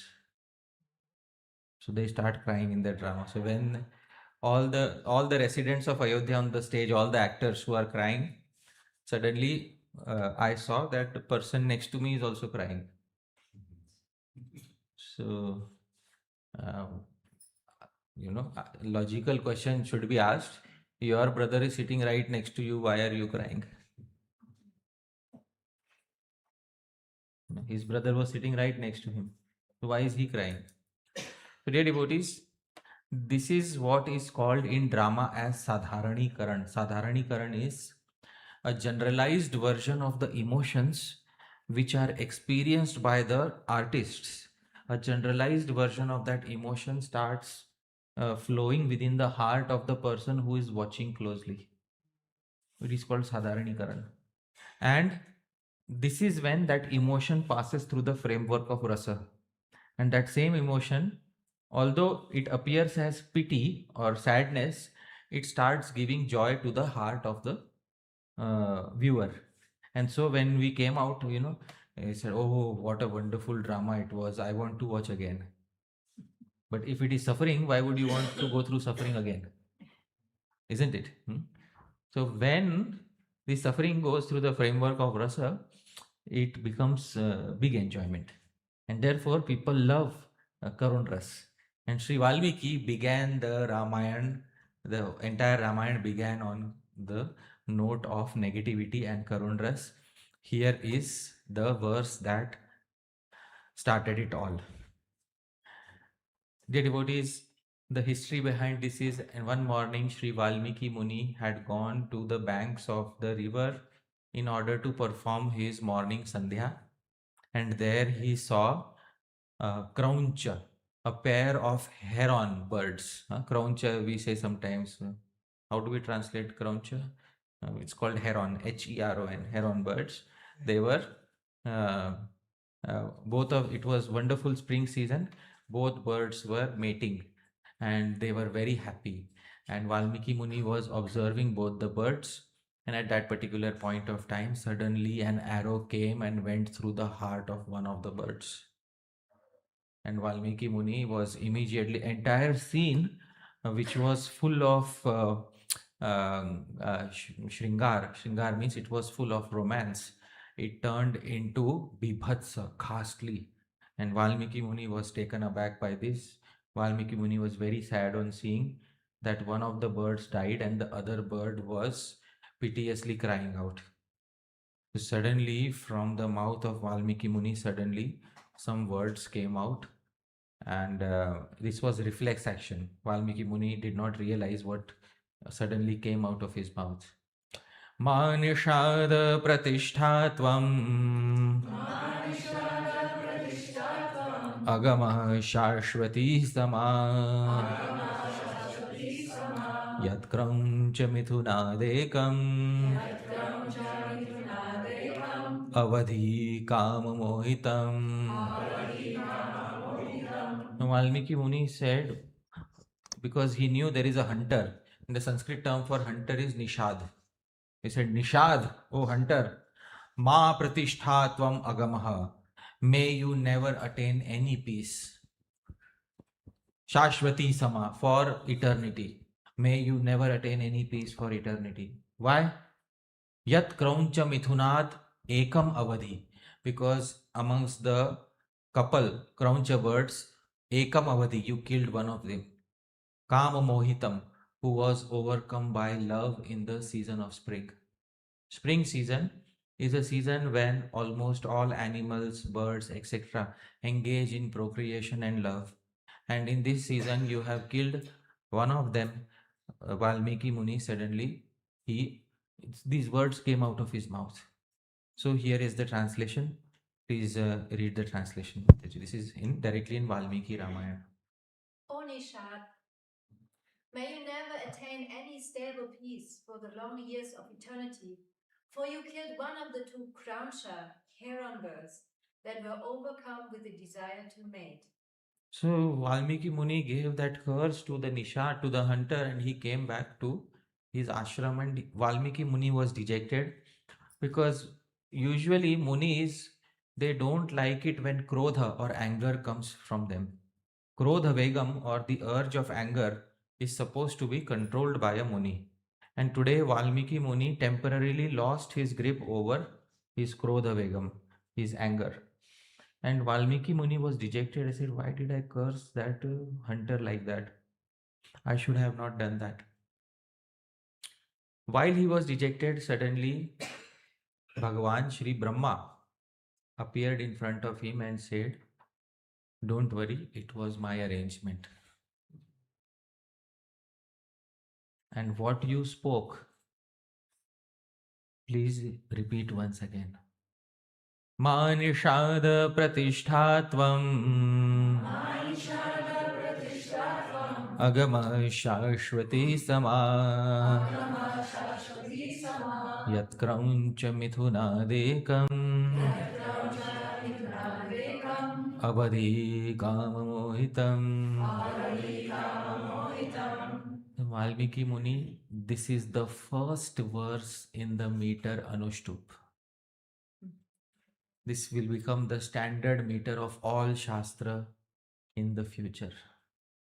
So this was the first verse, dear devotees, in the history of planet Earth, which is in the standard meter Anushtup. All the verses in the Bhagavad Gita, Mahabharata, Ramayana, all the famous poets primarily used this meter for composing their verse. But the first verse in this meter, Anushtup, is in front of us. Now all the other meter, Bhagavad Gita, who knows the first verse of the Gita? Wow. So dear devotees, Bhagavad Gita is not just for folding in a red cloth and opening on Dashera for puja. Bhagavad Gita is for studying.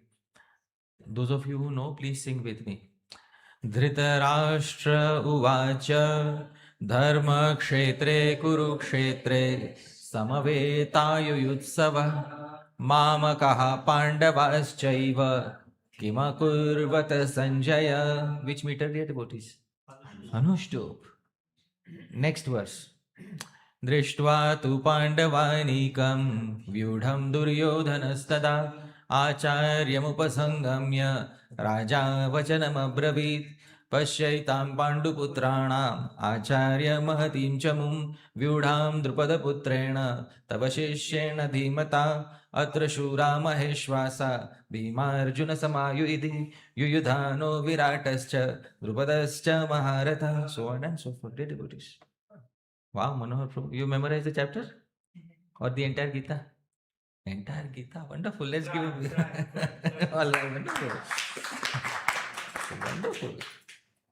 You memorize the entire Gita, Manohar Prabhu. Such a devotee is very dear to Bhagavan.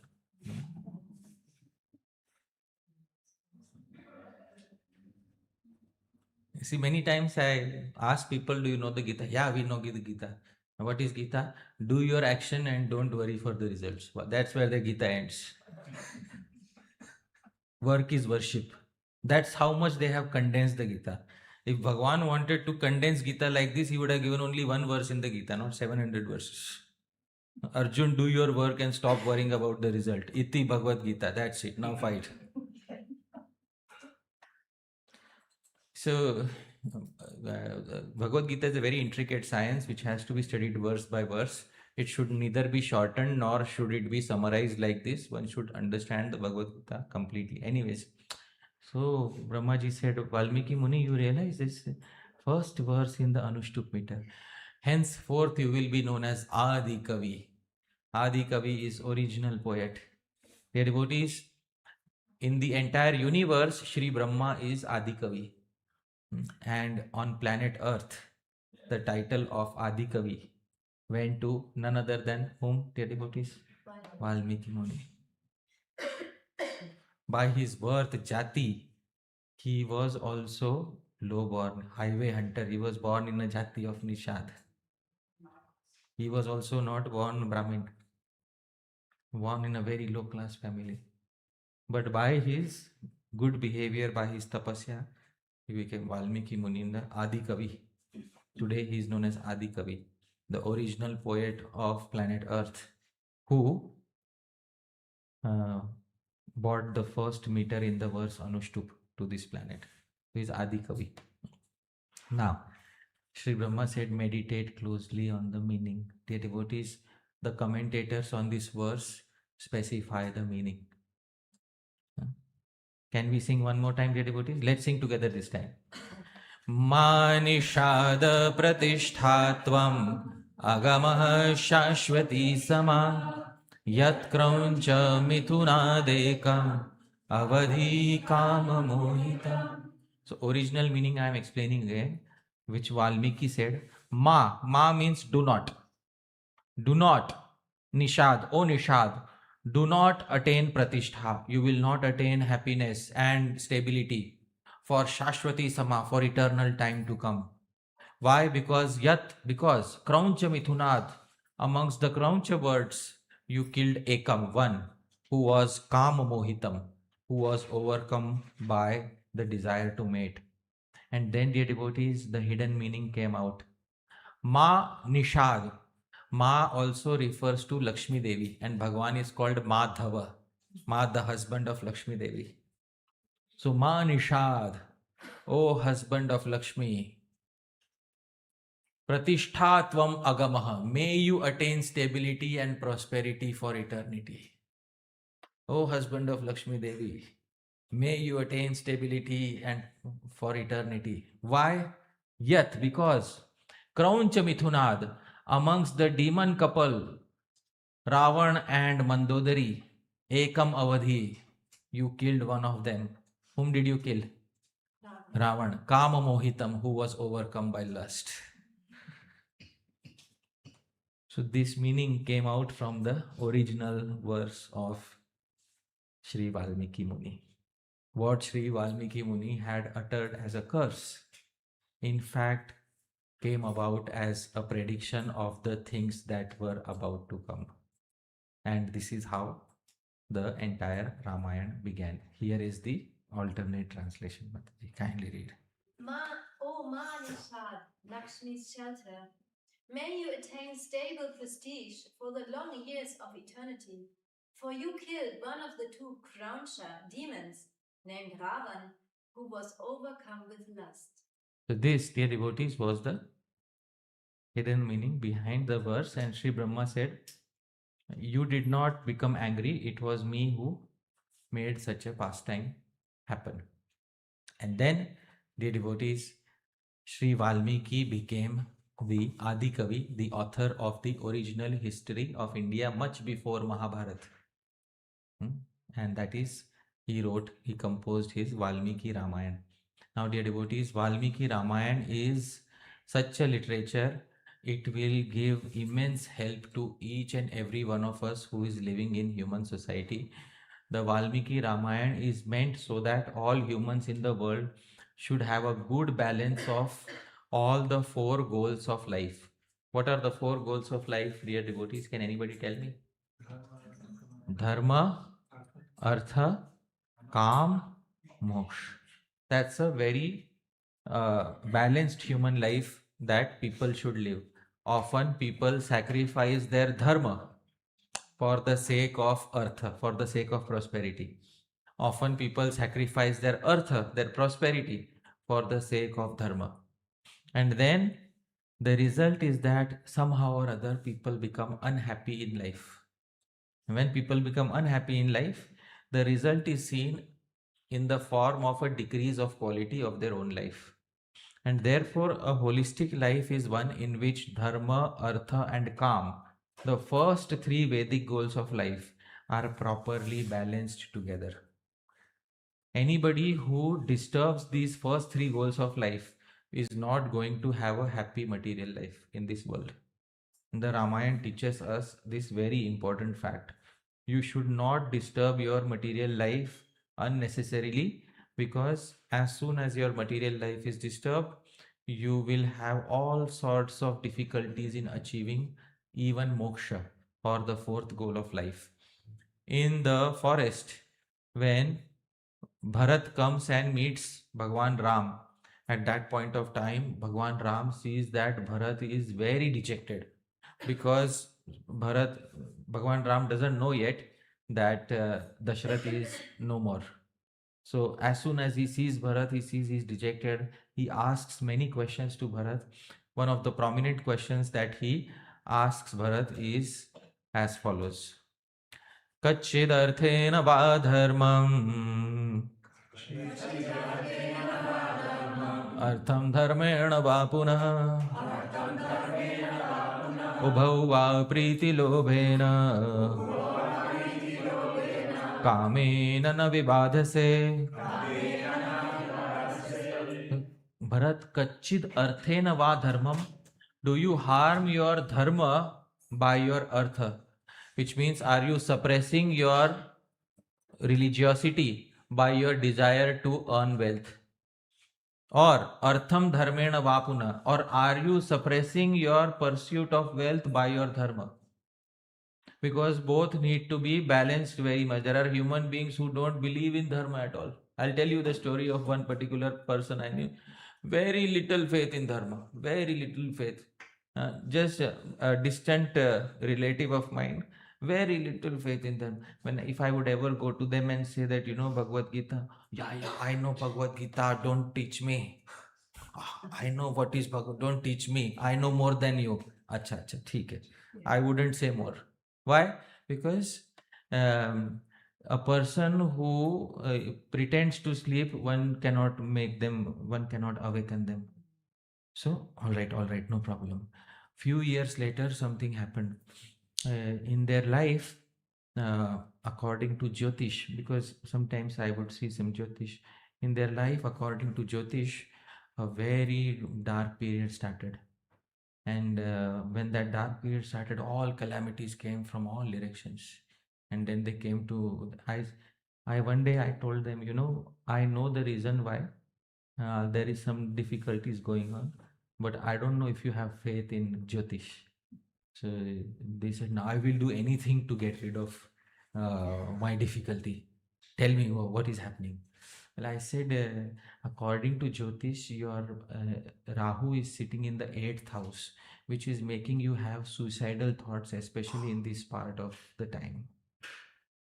Yeah, how did you know? I said, yeah, Jyotish, I studied. When you were busy disregarding dharma, and that time I studied Jyotish. Oh, can I do something to pacify Rahu? No. You have done something in the past to aggravate him. You have done something in the past to aggravate him. Therefore, you are suffering in this way. From that day onwards, can I take Bhagavad Gita? Can I study Bhagavad Gita? I hope you're able to understand. So, some people sacrifice their dharma because they are blinded by artha, material prosperity. Oh, rinam kritva gritam pibet, yavat jivet sukham jivet. Take a loan and enjoy. As long as you live happily. This is the motto of life for many people. So, Bhagwan Ram says, don't live like that. In fact, in this assembly, when Bharat came to convince Bhagwan Ram, there was a Muni, Jajali. He behaved like a complete atheist and said to Bhagwan Ram, there is no soul. Why are you professing all these morals? And there is no such thing as living entity, there is no karma, there is no dharma. So Bhagwan Ram was tremendously unhappy on hearing such arguments that you are a sage, what are you saying? He said, no, I just wanted to bring you back to the kingdom. So I said like this. So dear devotees, a very healthy balance of dharma, artha and kam is required for a good material life. And this is given very clearly in the Ramayana. In the immediate next verse, Bhagavan Ram says, Kachidartham cha kamam cha dharmam cha jayatam vara vibhajya kale kalagya sarvan varada sevase. So, Kachid artham cha kamam cha dharmam cha jayatam vara. Greatest amongst victorious kings, O knower of timely prescribed duty, O bestower of benediction unto others, O Bharat, do you divide your time properly between the three goals of life? What are the first three goals of life, dear devotees? Dharma, artha, kam. So Bhagwan Ram's anxiety related to Bharat is, have you divided your time properly between the first three goals of life? See, he does not mention the fourth goal of life, and which is that? Moksha. He doesn't mention moksha here. Why? Because as long as you are a king, you are not supposed to think about moksha. You cannot think about moksha as long as you are ruling the kingdom. Once you retire from kingdom, then you can happily think only about moksha. But as long as you are the king, you have to think about a balanced approach to dharma, artha and kam. Now, there are many other things which the Ramayana tells us. One of the most important things, dear devotees, is it gives us the highest dharma. Please sing after me. Ahu satyam hi paramam. Ahu satyam hi paramam. Dharmam dharma vidojana. Dharmam dharma vidojana. It says satyam hi paramam dharmo. Satya, speaking the truth, is actually the highest form of religiosity at any point of time. Most leaders in the world will not be able to follow this particular advice, but the Ramayana says that Satyam Paramo Dharma, the highest dharma is Satya, to speak the truth. And this is the central message of the Ramayana, that you should always speak the truth. And we know Bhagwan Ram, is the one who personified this particular teaching, that Satyam Vada, speak the truth, Dharmam Chara, walk on the path of Dharma. It is said that in today's age, in Kali Yuga, it was measured that average human being speaks about 14 lies every day. Right? If you see the average human being speaks about 14 lies every day. And the more a devotee can stick to Satyam or truth, the more dharma they accumulate. Speaking Satya is a direct form of dharma as mentioned in the Ramayana. Now, the Ramayana also teaches leaders, because there are the most eligible candidate for receiving instructions is the leader. The leader should be taught very nicely. So the Ramayana teaches the leaders very nicely. Please sing after me. Upabhuktam yatha vasah स्रजो वा मृदिता यथा एवं राज्यात् परिभ्रष्ट समर्थोऽपि निरर्थकः उपभुक्तम यथा vasa, just as clothes which have been worn repeatedly, what do you do after to the clothes which you have worn repeatedly? Discard. Srajo va mridita yatha, what do you do with garlands that have withered away? What do you do with them? Discard. Evam rajyat paribhrashta samarthopi nirarthaka. Similarly, any leader after retirement, after they are either forcibly removed or after they retire, they become useless in the eyes of the people whom they were guiding. Anyway, this is a very important caution to all leaders in all positions in society. Whether it's a religious organization or an organization in the material world outside, people think that I will be remembered because what a great leader I was. No, because I kept everybody under my control. Everybody feared me. But the moment you will be paribhrashta removed, people will not remember you for a single day. People will only remember you if you exhibited a lot of kindness towards them when you were a leader. Otherwise, there is nobody who will remember you. Only the kind ones, very charitable ones, they will be remembered. Otherwise, you will be discarded like an old garland. Now, why is this important for all the leaders? Because leaders often end up committing the most negative activities in the course of their dealing with those who are under them. And this is Satyam. Please tell me, is this Satyam? Yes or no? Yes. 100%. And now, the leader is the one who has to face the maximum negative reaction afterwards. And in the Uttar Kand of Ramayana, there is the story of that leader. There is once a dog who comes and who comes in the court of Bhagwan Ram, and then there is a complaint lodged. Because he is Bhagwan, he understands the language that he is speaking, and Bhagwan Ram says he has a complaint that he was kicked by a particular Brahmana. So since he has come to my shelter, I will do justice. So let that Brahmana be called, and we will ask him whether he did that or not. So the Brahmana was called and said, there is a complaint against you that you kicked this particular dog and caused him pain. So he said, yeah, he was obstructing my way, I kicked him. All right, so you agree. So then Bhagwan Ram asked the dog, what do you want him to become? So the dog said, I want him to become the new leader of the monastery, of the mutt. But this is not a punishment. He said, no, you don't understand. In my previous life, I was the old leader. I was the old leader.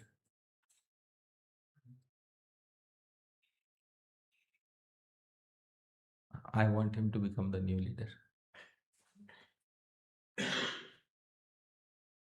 So, this particular pastime is there in the Uttar Kand of Ramayana. So the leader must be very, very careful. Otherwise, we will end up in the same position. This is Satyam. This is the level of Satya the Ramayana speaks. Here is the translation, please. Just as clothes that have undergone wear and tear, and garlands that have dried out become useless, similarly a ruler who has fallen from his rule becomes completely useless. So please remember this, those of you who are in any position of leadership. You are the useless of tomorrow. And before you become useless, do something that you will get dharma. You will personally be benefited. Today you may be very useful because hundreds of people may come to you saying, oh yeah, you are so great, we need this from you, we need that from you. But as soon as the rule is over, you will have to depend on your own good karma. And if good karma is short, then please know of that story of the dog who asked the Brahmin to be made Mathadhish, the ruler of the monastery. So this is a very important lesson. The Ramayana will give many such practical lessons for all human beings. The Ramayana also tells us that despite giving hundreds of instructions to other people, people usually don't change. Usually people don't change. They listen to a good lecture. Ah, it was very nice. Wow, very nice. They go home and they again become the same. So there's a very good verse about that. Amram chitva kutarena nimbam paricharetukah yaschamam payasa sinche naivasya madhuro bhavet. So amram chitva kutarena. If there's a mango tree, who will take an axe and cut down the mango tree and instead plant a bitter neem tree in its place? Dear devotees, what it is trying to say is, if you have a good quality, why will you give up that good quality and instead plant a bad quality in its place in your nature? And then if somebody has a bad quality already deep rooted within them, somebody has a neem tree deep rooted within their nature, can you irrigate a neem tree with milk and ghee and make it sweet? Please tell me. No, it is not possible. The more milk you feed a neem tree, the more it gets nourished, and the neem tree ultimately is going to turn up sweet or bitter. Bitter. That is the nature of human beings. So make sure that the seeds that you are planting, seeds of samskars that you are planting in your heart, are positive ones, not negative ones. Please read the translation, Mataji. Having chopped off a mango tree using an axe, who will plant and serve a bitter neem tree in its place? Even if someone nourishes such a neem tree with profuse waters, it won't become sweet. Yeah. Therefore, the leaders especially are told by the Ramayana that they should behave in a way that those who are under them, they feel protected, sheltered. And for those who have no other shelter, you, dear leader, are the shelter, says the Ramayana. Durbalasya tvanathasya Raja bhavati vaibalam. Durbalasya tu anathasya. For the weak and helpless, Raja bhavati vaibalam. The king is the strength of the weak and helpless. Many times when you are leading the society, there will be people who have been wronged against, people who have suffered injustice in their life, and they will come to you. And at that point of time, if you decide to behave diplomatically and say that, oh, I can't take sides here, because, I'm sorry, I understand you are troubled in life, but I can't take sides with you. At that particular point of time, you are failing in your duty. And this is what the Ramayana says. The best thing that a leader can do is to take sides with somebody who has been wronged. and who is weak. That is perhaps one of the best qualities of a leader. And it is often seen, dear devotees, there are many places or countries in the world. Sometimes a particular place becomes overtaken by ruthless people, by drug lords, by gangs who are fighting against each other, isn't it? And then the politicians uh, collide with them, they collude with them. Yeah, yeah, it's okay. You also, continue doing what you do. We will also continue ruling. And dear devotees, then after a long time, then there may come another politician who says, no, for those who are weak and suffering, I will be their strength. And I will uproot all these people who are creating disturbance. So, dear devotees, that is the time when a leader actually lives up to their potential. Because if a leader doesn't give back, give this to the society, a leader is truly ungrateful. He is not paying back the service that the society is rendering unto him. And the Ramayana says that there is no atonement for somebody who is ungrateful.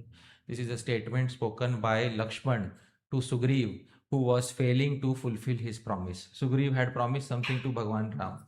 What did Sugriv promise Bhagwan Ram? I will send out the monkey army to find Sita Devi. And Bhagwan Ram had promised Sugriv, I will kill your brother Bali and install you as the king. Did Bhagwan Ram fulfill his promise? Yes.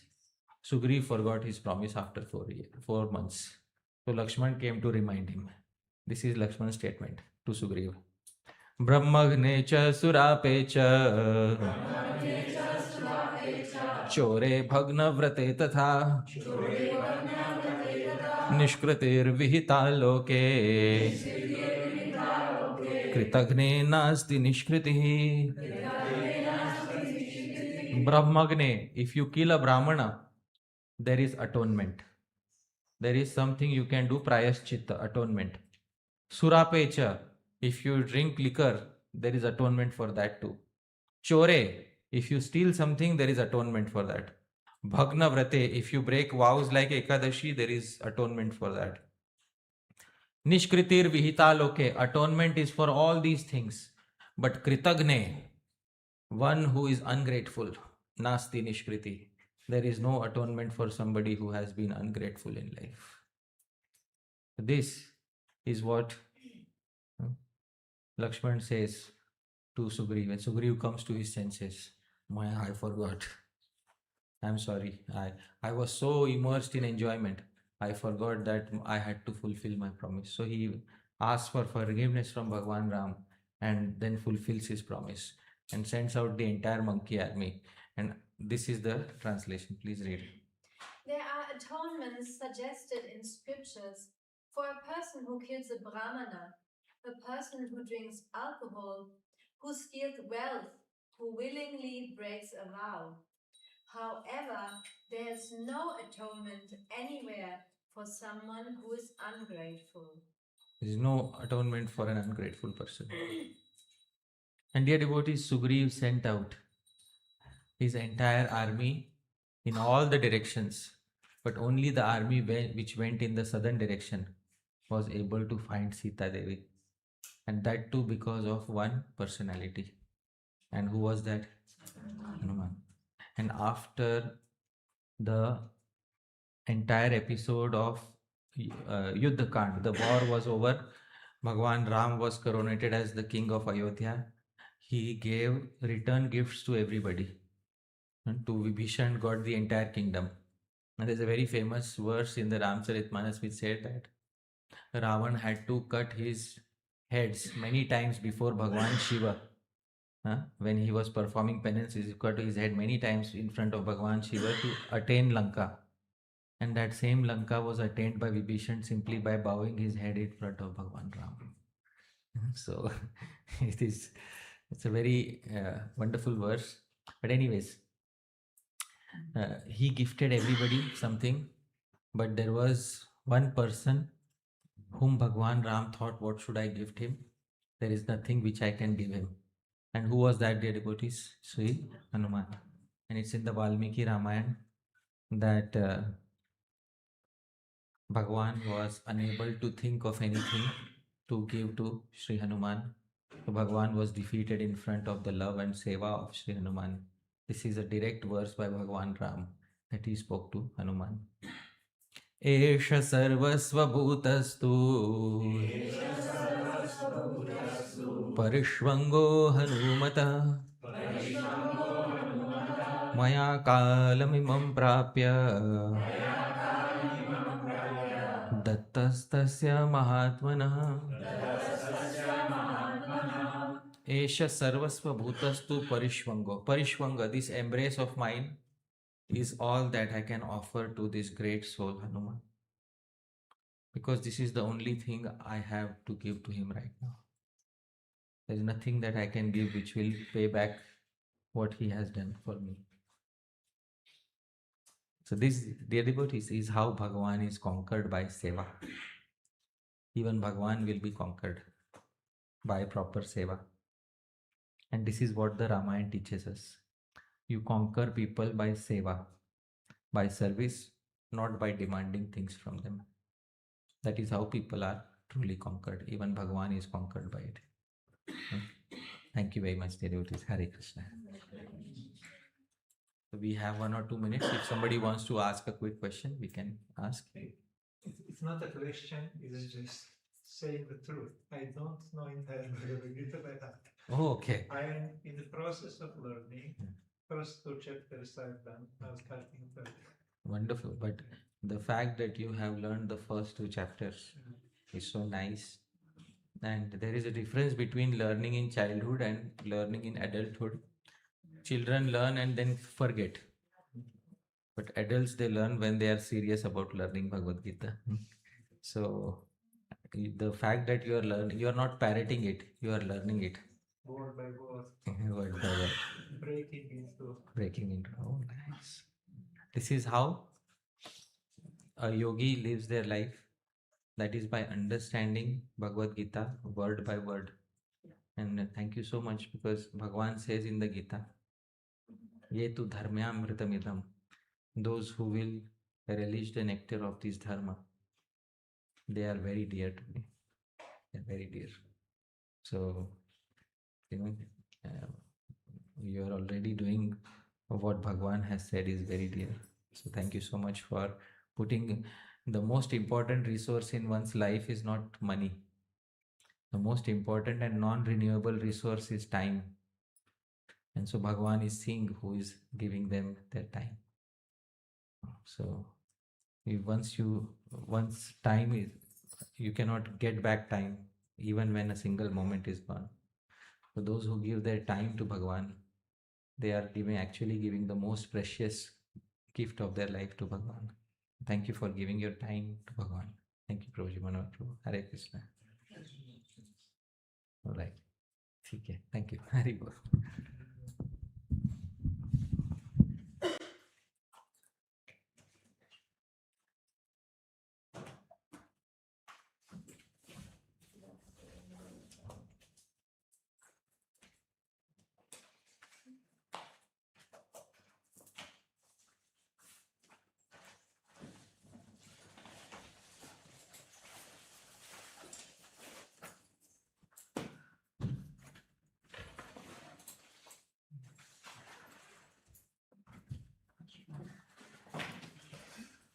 For those of you who would like to stay, we're going to do a little bit kirtan with the arati as well.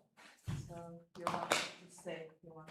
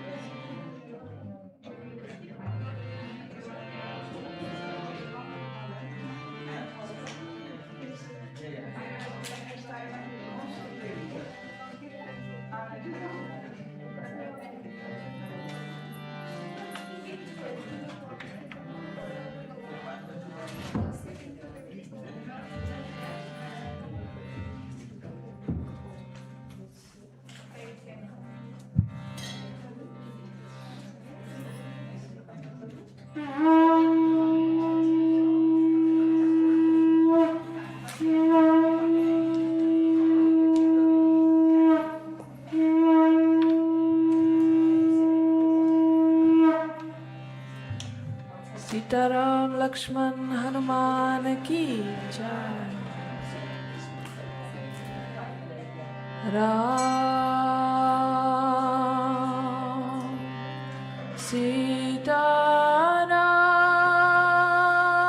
Sitaram Sitaram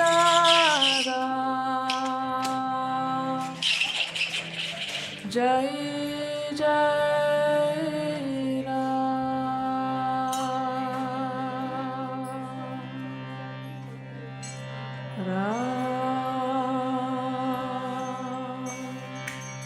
Sitaram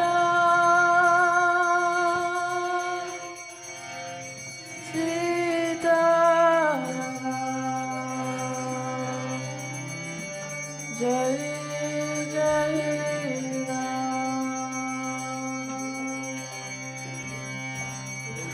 Ram Sitaram Sitaram जय जय राम। राम सीताराम सीताराम जय जय राम। राम सीताराम सीताराम जय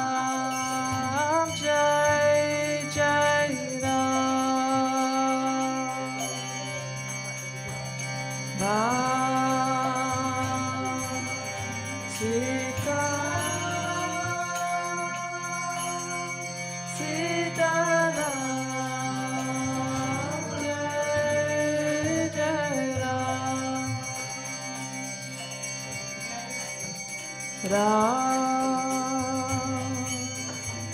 Sitaram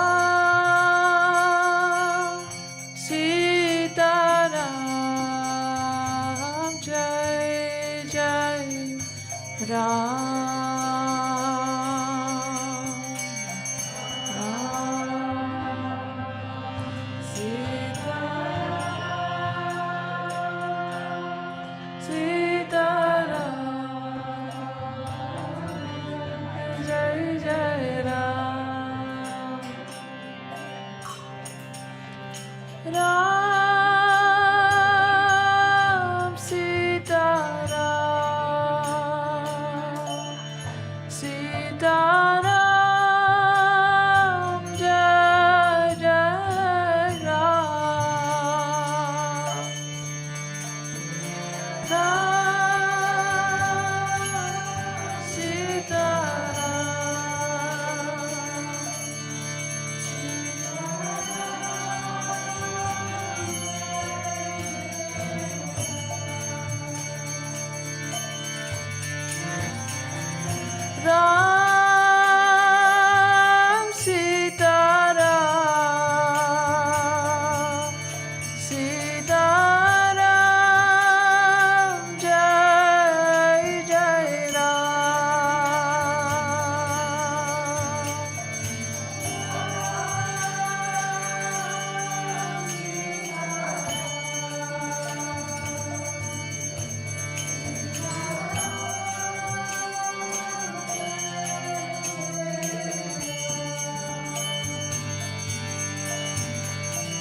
Ram,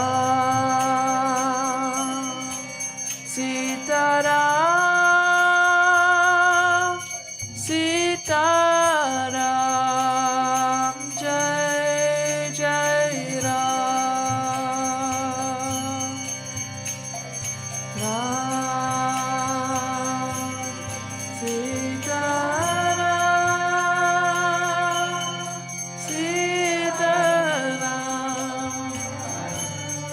Jai Jai Ram, Ram, Sitaram,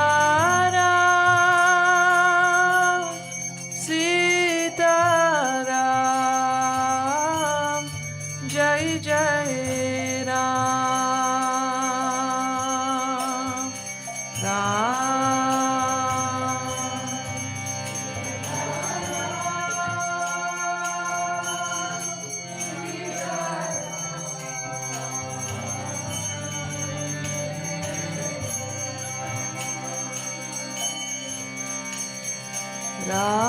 Ram,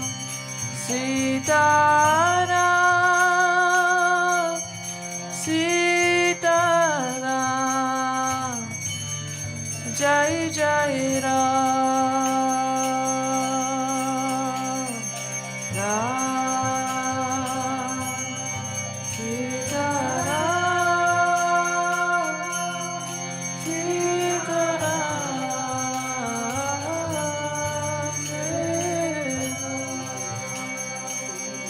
Ram, Sitaram, Sitaram,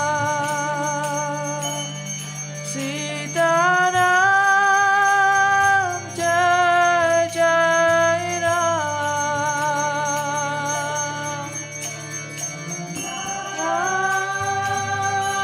Ram,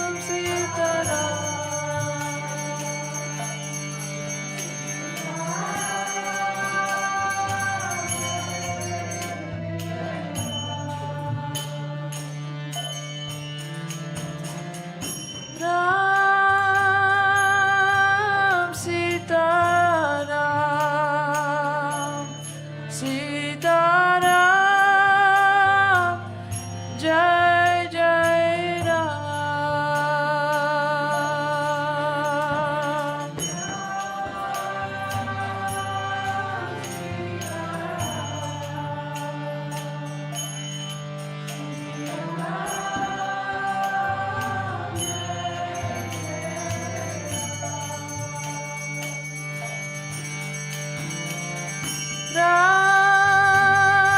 Ram, Sitaram, Sitaram, Jai Jai Ram,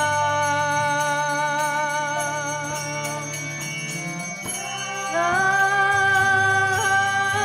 Sitaram, Sitaram, Jai Jai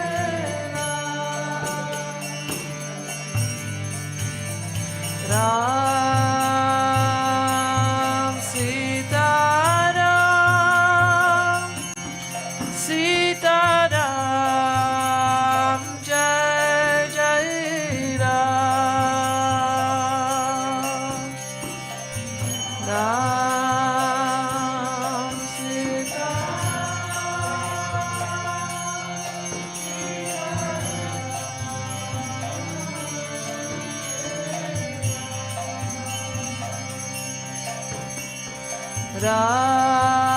Ram, Sitaram, Sitaram, Jai Jai Ram, Ram,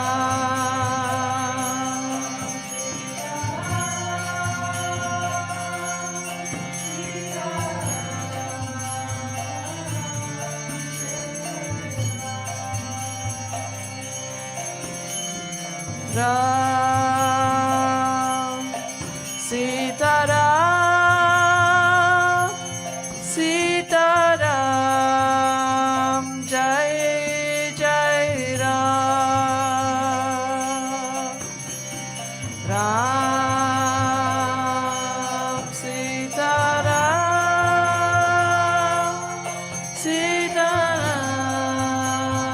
Sitaram, Jai Jai Ram.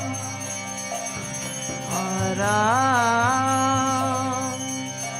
Sitaram,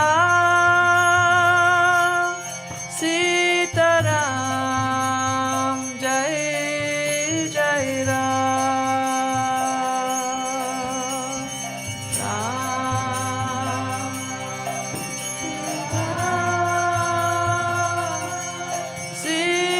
Sitaram, Jai Jai Ram. Ram, Sitaram, Sitaram, Jai Jai Ram.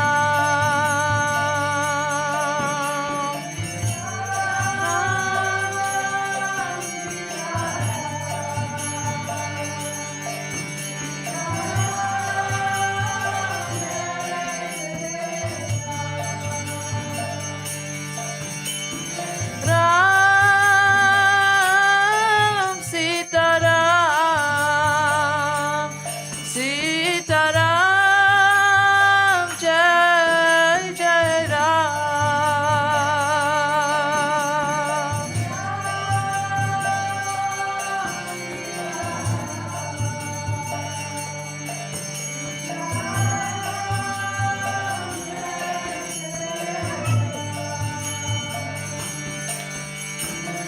Ram, Sitaram. Ram, Sitaram, Sitaram, Jai Jai Ram. Ram,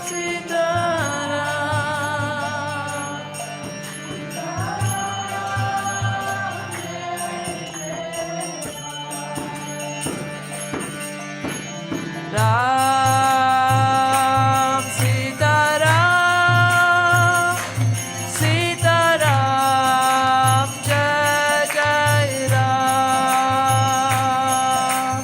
Ram,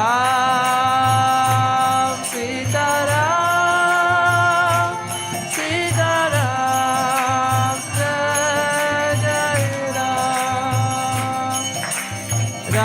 Ram, Sitaram, Sitaram, Jai Jai Ram.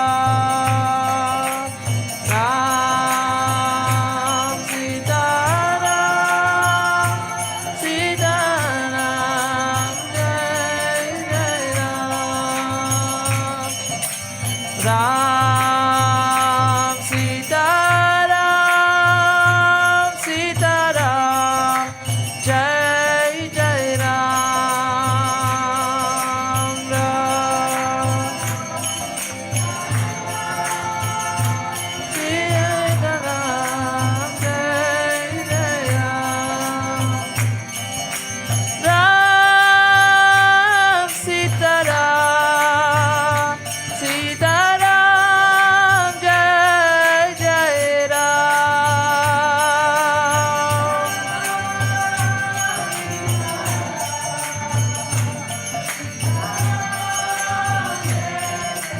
Ram,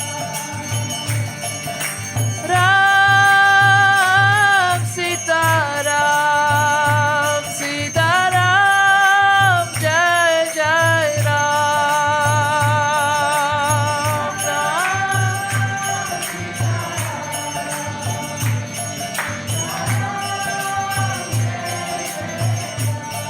Ram. Ram, Sitaram, Sitaram, Jai Jai Ram. Ram, Sitaram, Sitaram, Jai Jai Ram.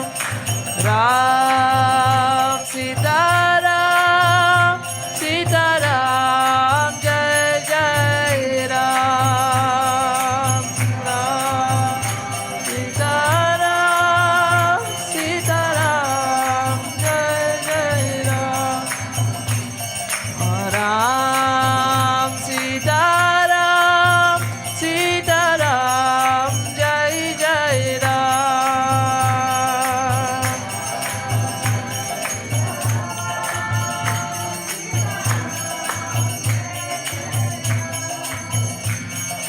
Hare Krishna,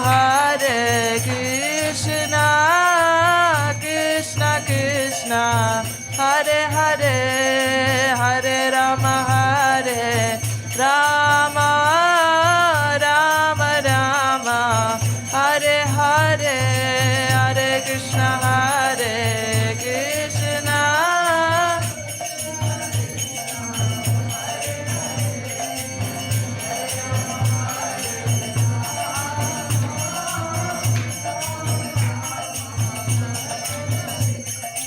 Hare Krishna,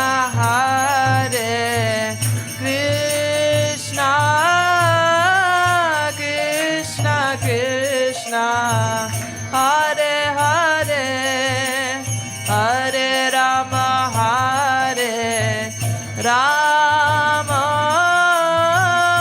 Rama Rama, Hare Hare, Hare Krishna,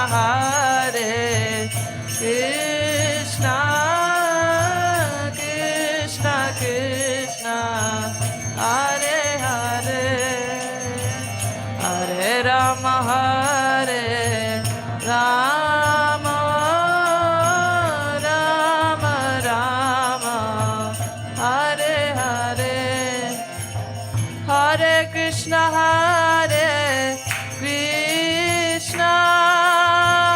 Krishna Krishna, Hare Hare, Hare Rama, Rama Rama, Hare Hare, Hare Krishna,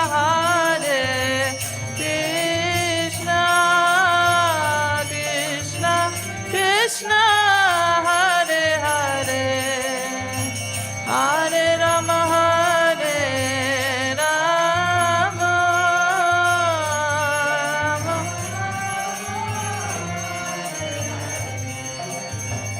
Hare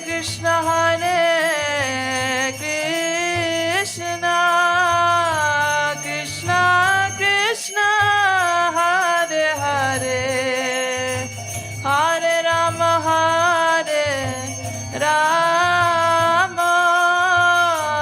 Rama Rama, Hare Hare, Hare Krishna,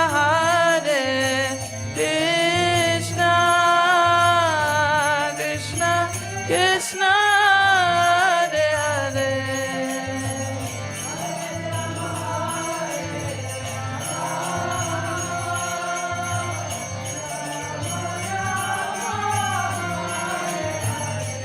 Hare Krishna, Krishna Krishna, Hare Hare, Hare Rama,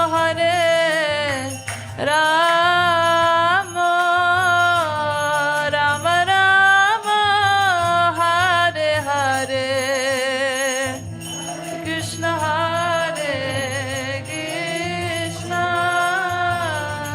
Krishna Krishna, Hare Hare, Hare Rama, Rama.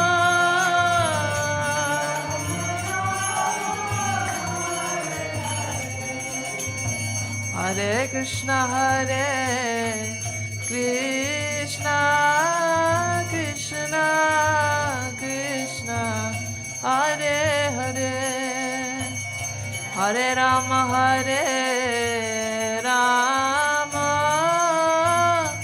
Rama Rama, Hare Hare, Hare Krishna, Krishna Krishna, Hare Hare.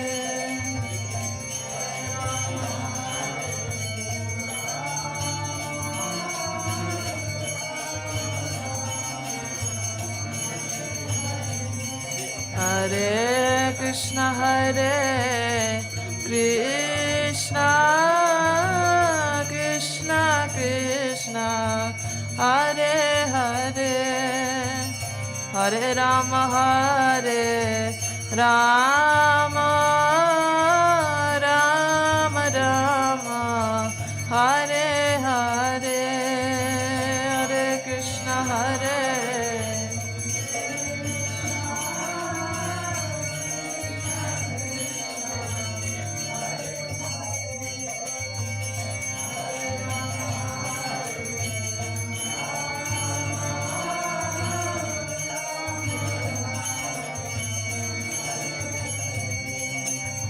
Hare Krishna, Krishna Krishna Krishna, Hare Hare, Hare Rama, Rama Rama Rama, Hare Hare, Hare Krishna, Krishna Krishna Krishna, Hare Rama,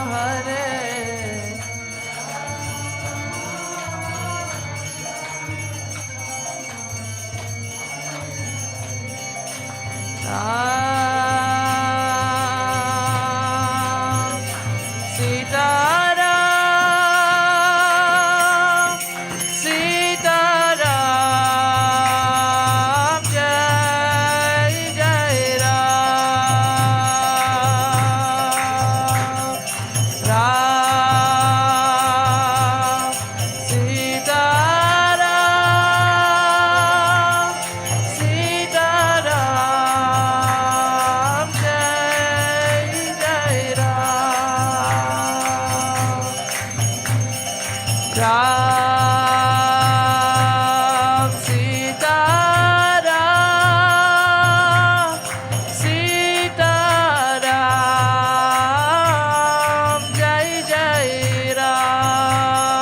Jai Ram, Ram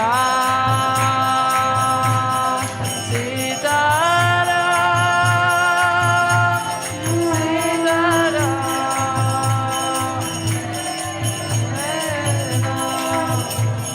Ram, Sita Ram Sita Ram, Sita Ram, Jai Jai Ram, Ram Sita Ram, Sita Ram, Jai Jai Ram, Ram Sita Ram, Sita Ram, Jai Jai Ram, Ram Sita Ram, Sita Ram, Jai Jai Ram, Ram Sita Ram, Sita Ram, Jai Jai Ram,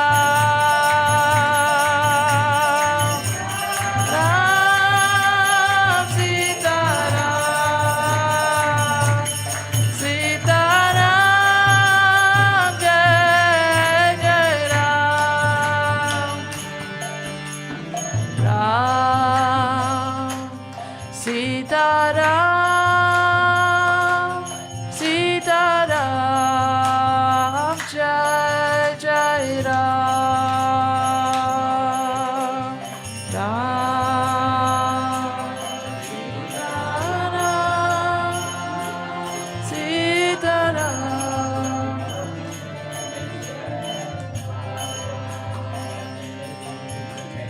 Ram Sita Ram, Sita Ram, Jai Jai Ram, Ram Sita Ram, Sita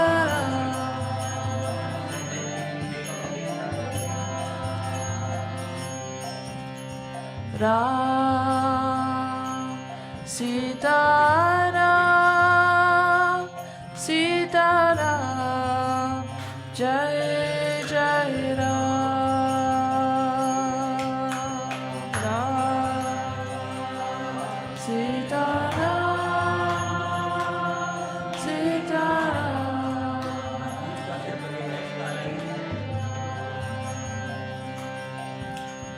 Ram, Sita Ram, Sita Ram, Jai Jai Ram, Ram, Sita Ram, Sita Ram, Jai Jai Ram, Ram, Sita Ram, Sita Ram, Jai Jai Ram, Ram, Sita Ram, Sita Ram,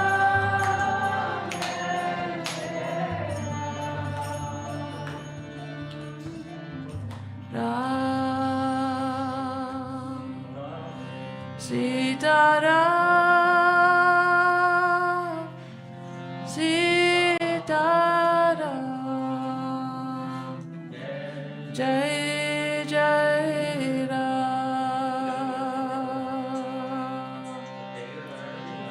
Ram,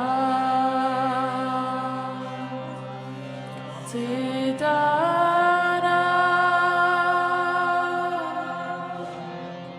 Sita Ram, Jai Jai Ram. One more time all together. Ram, Sita Ram, Sita Ram, Jai Jai Ram. One last time all together, please. Ram, Sita Ram, Sita Ram, Jai Jai Ram. Shri Sita Lakshman Ram Lakshman Hanuman ki jai. Ram Navami Maha Mahotsava ki jai. Shri Shri Radha Gopinath ki jai. Jagannath Baladev Subhadra Maharani ki jai. Shri Shri Gaur Nitai ki jai. Srila Prabhupada ki jai. Nitai Gaur Premanande Hari Bol.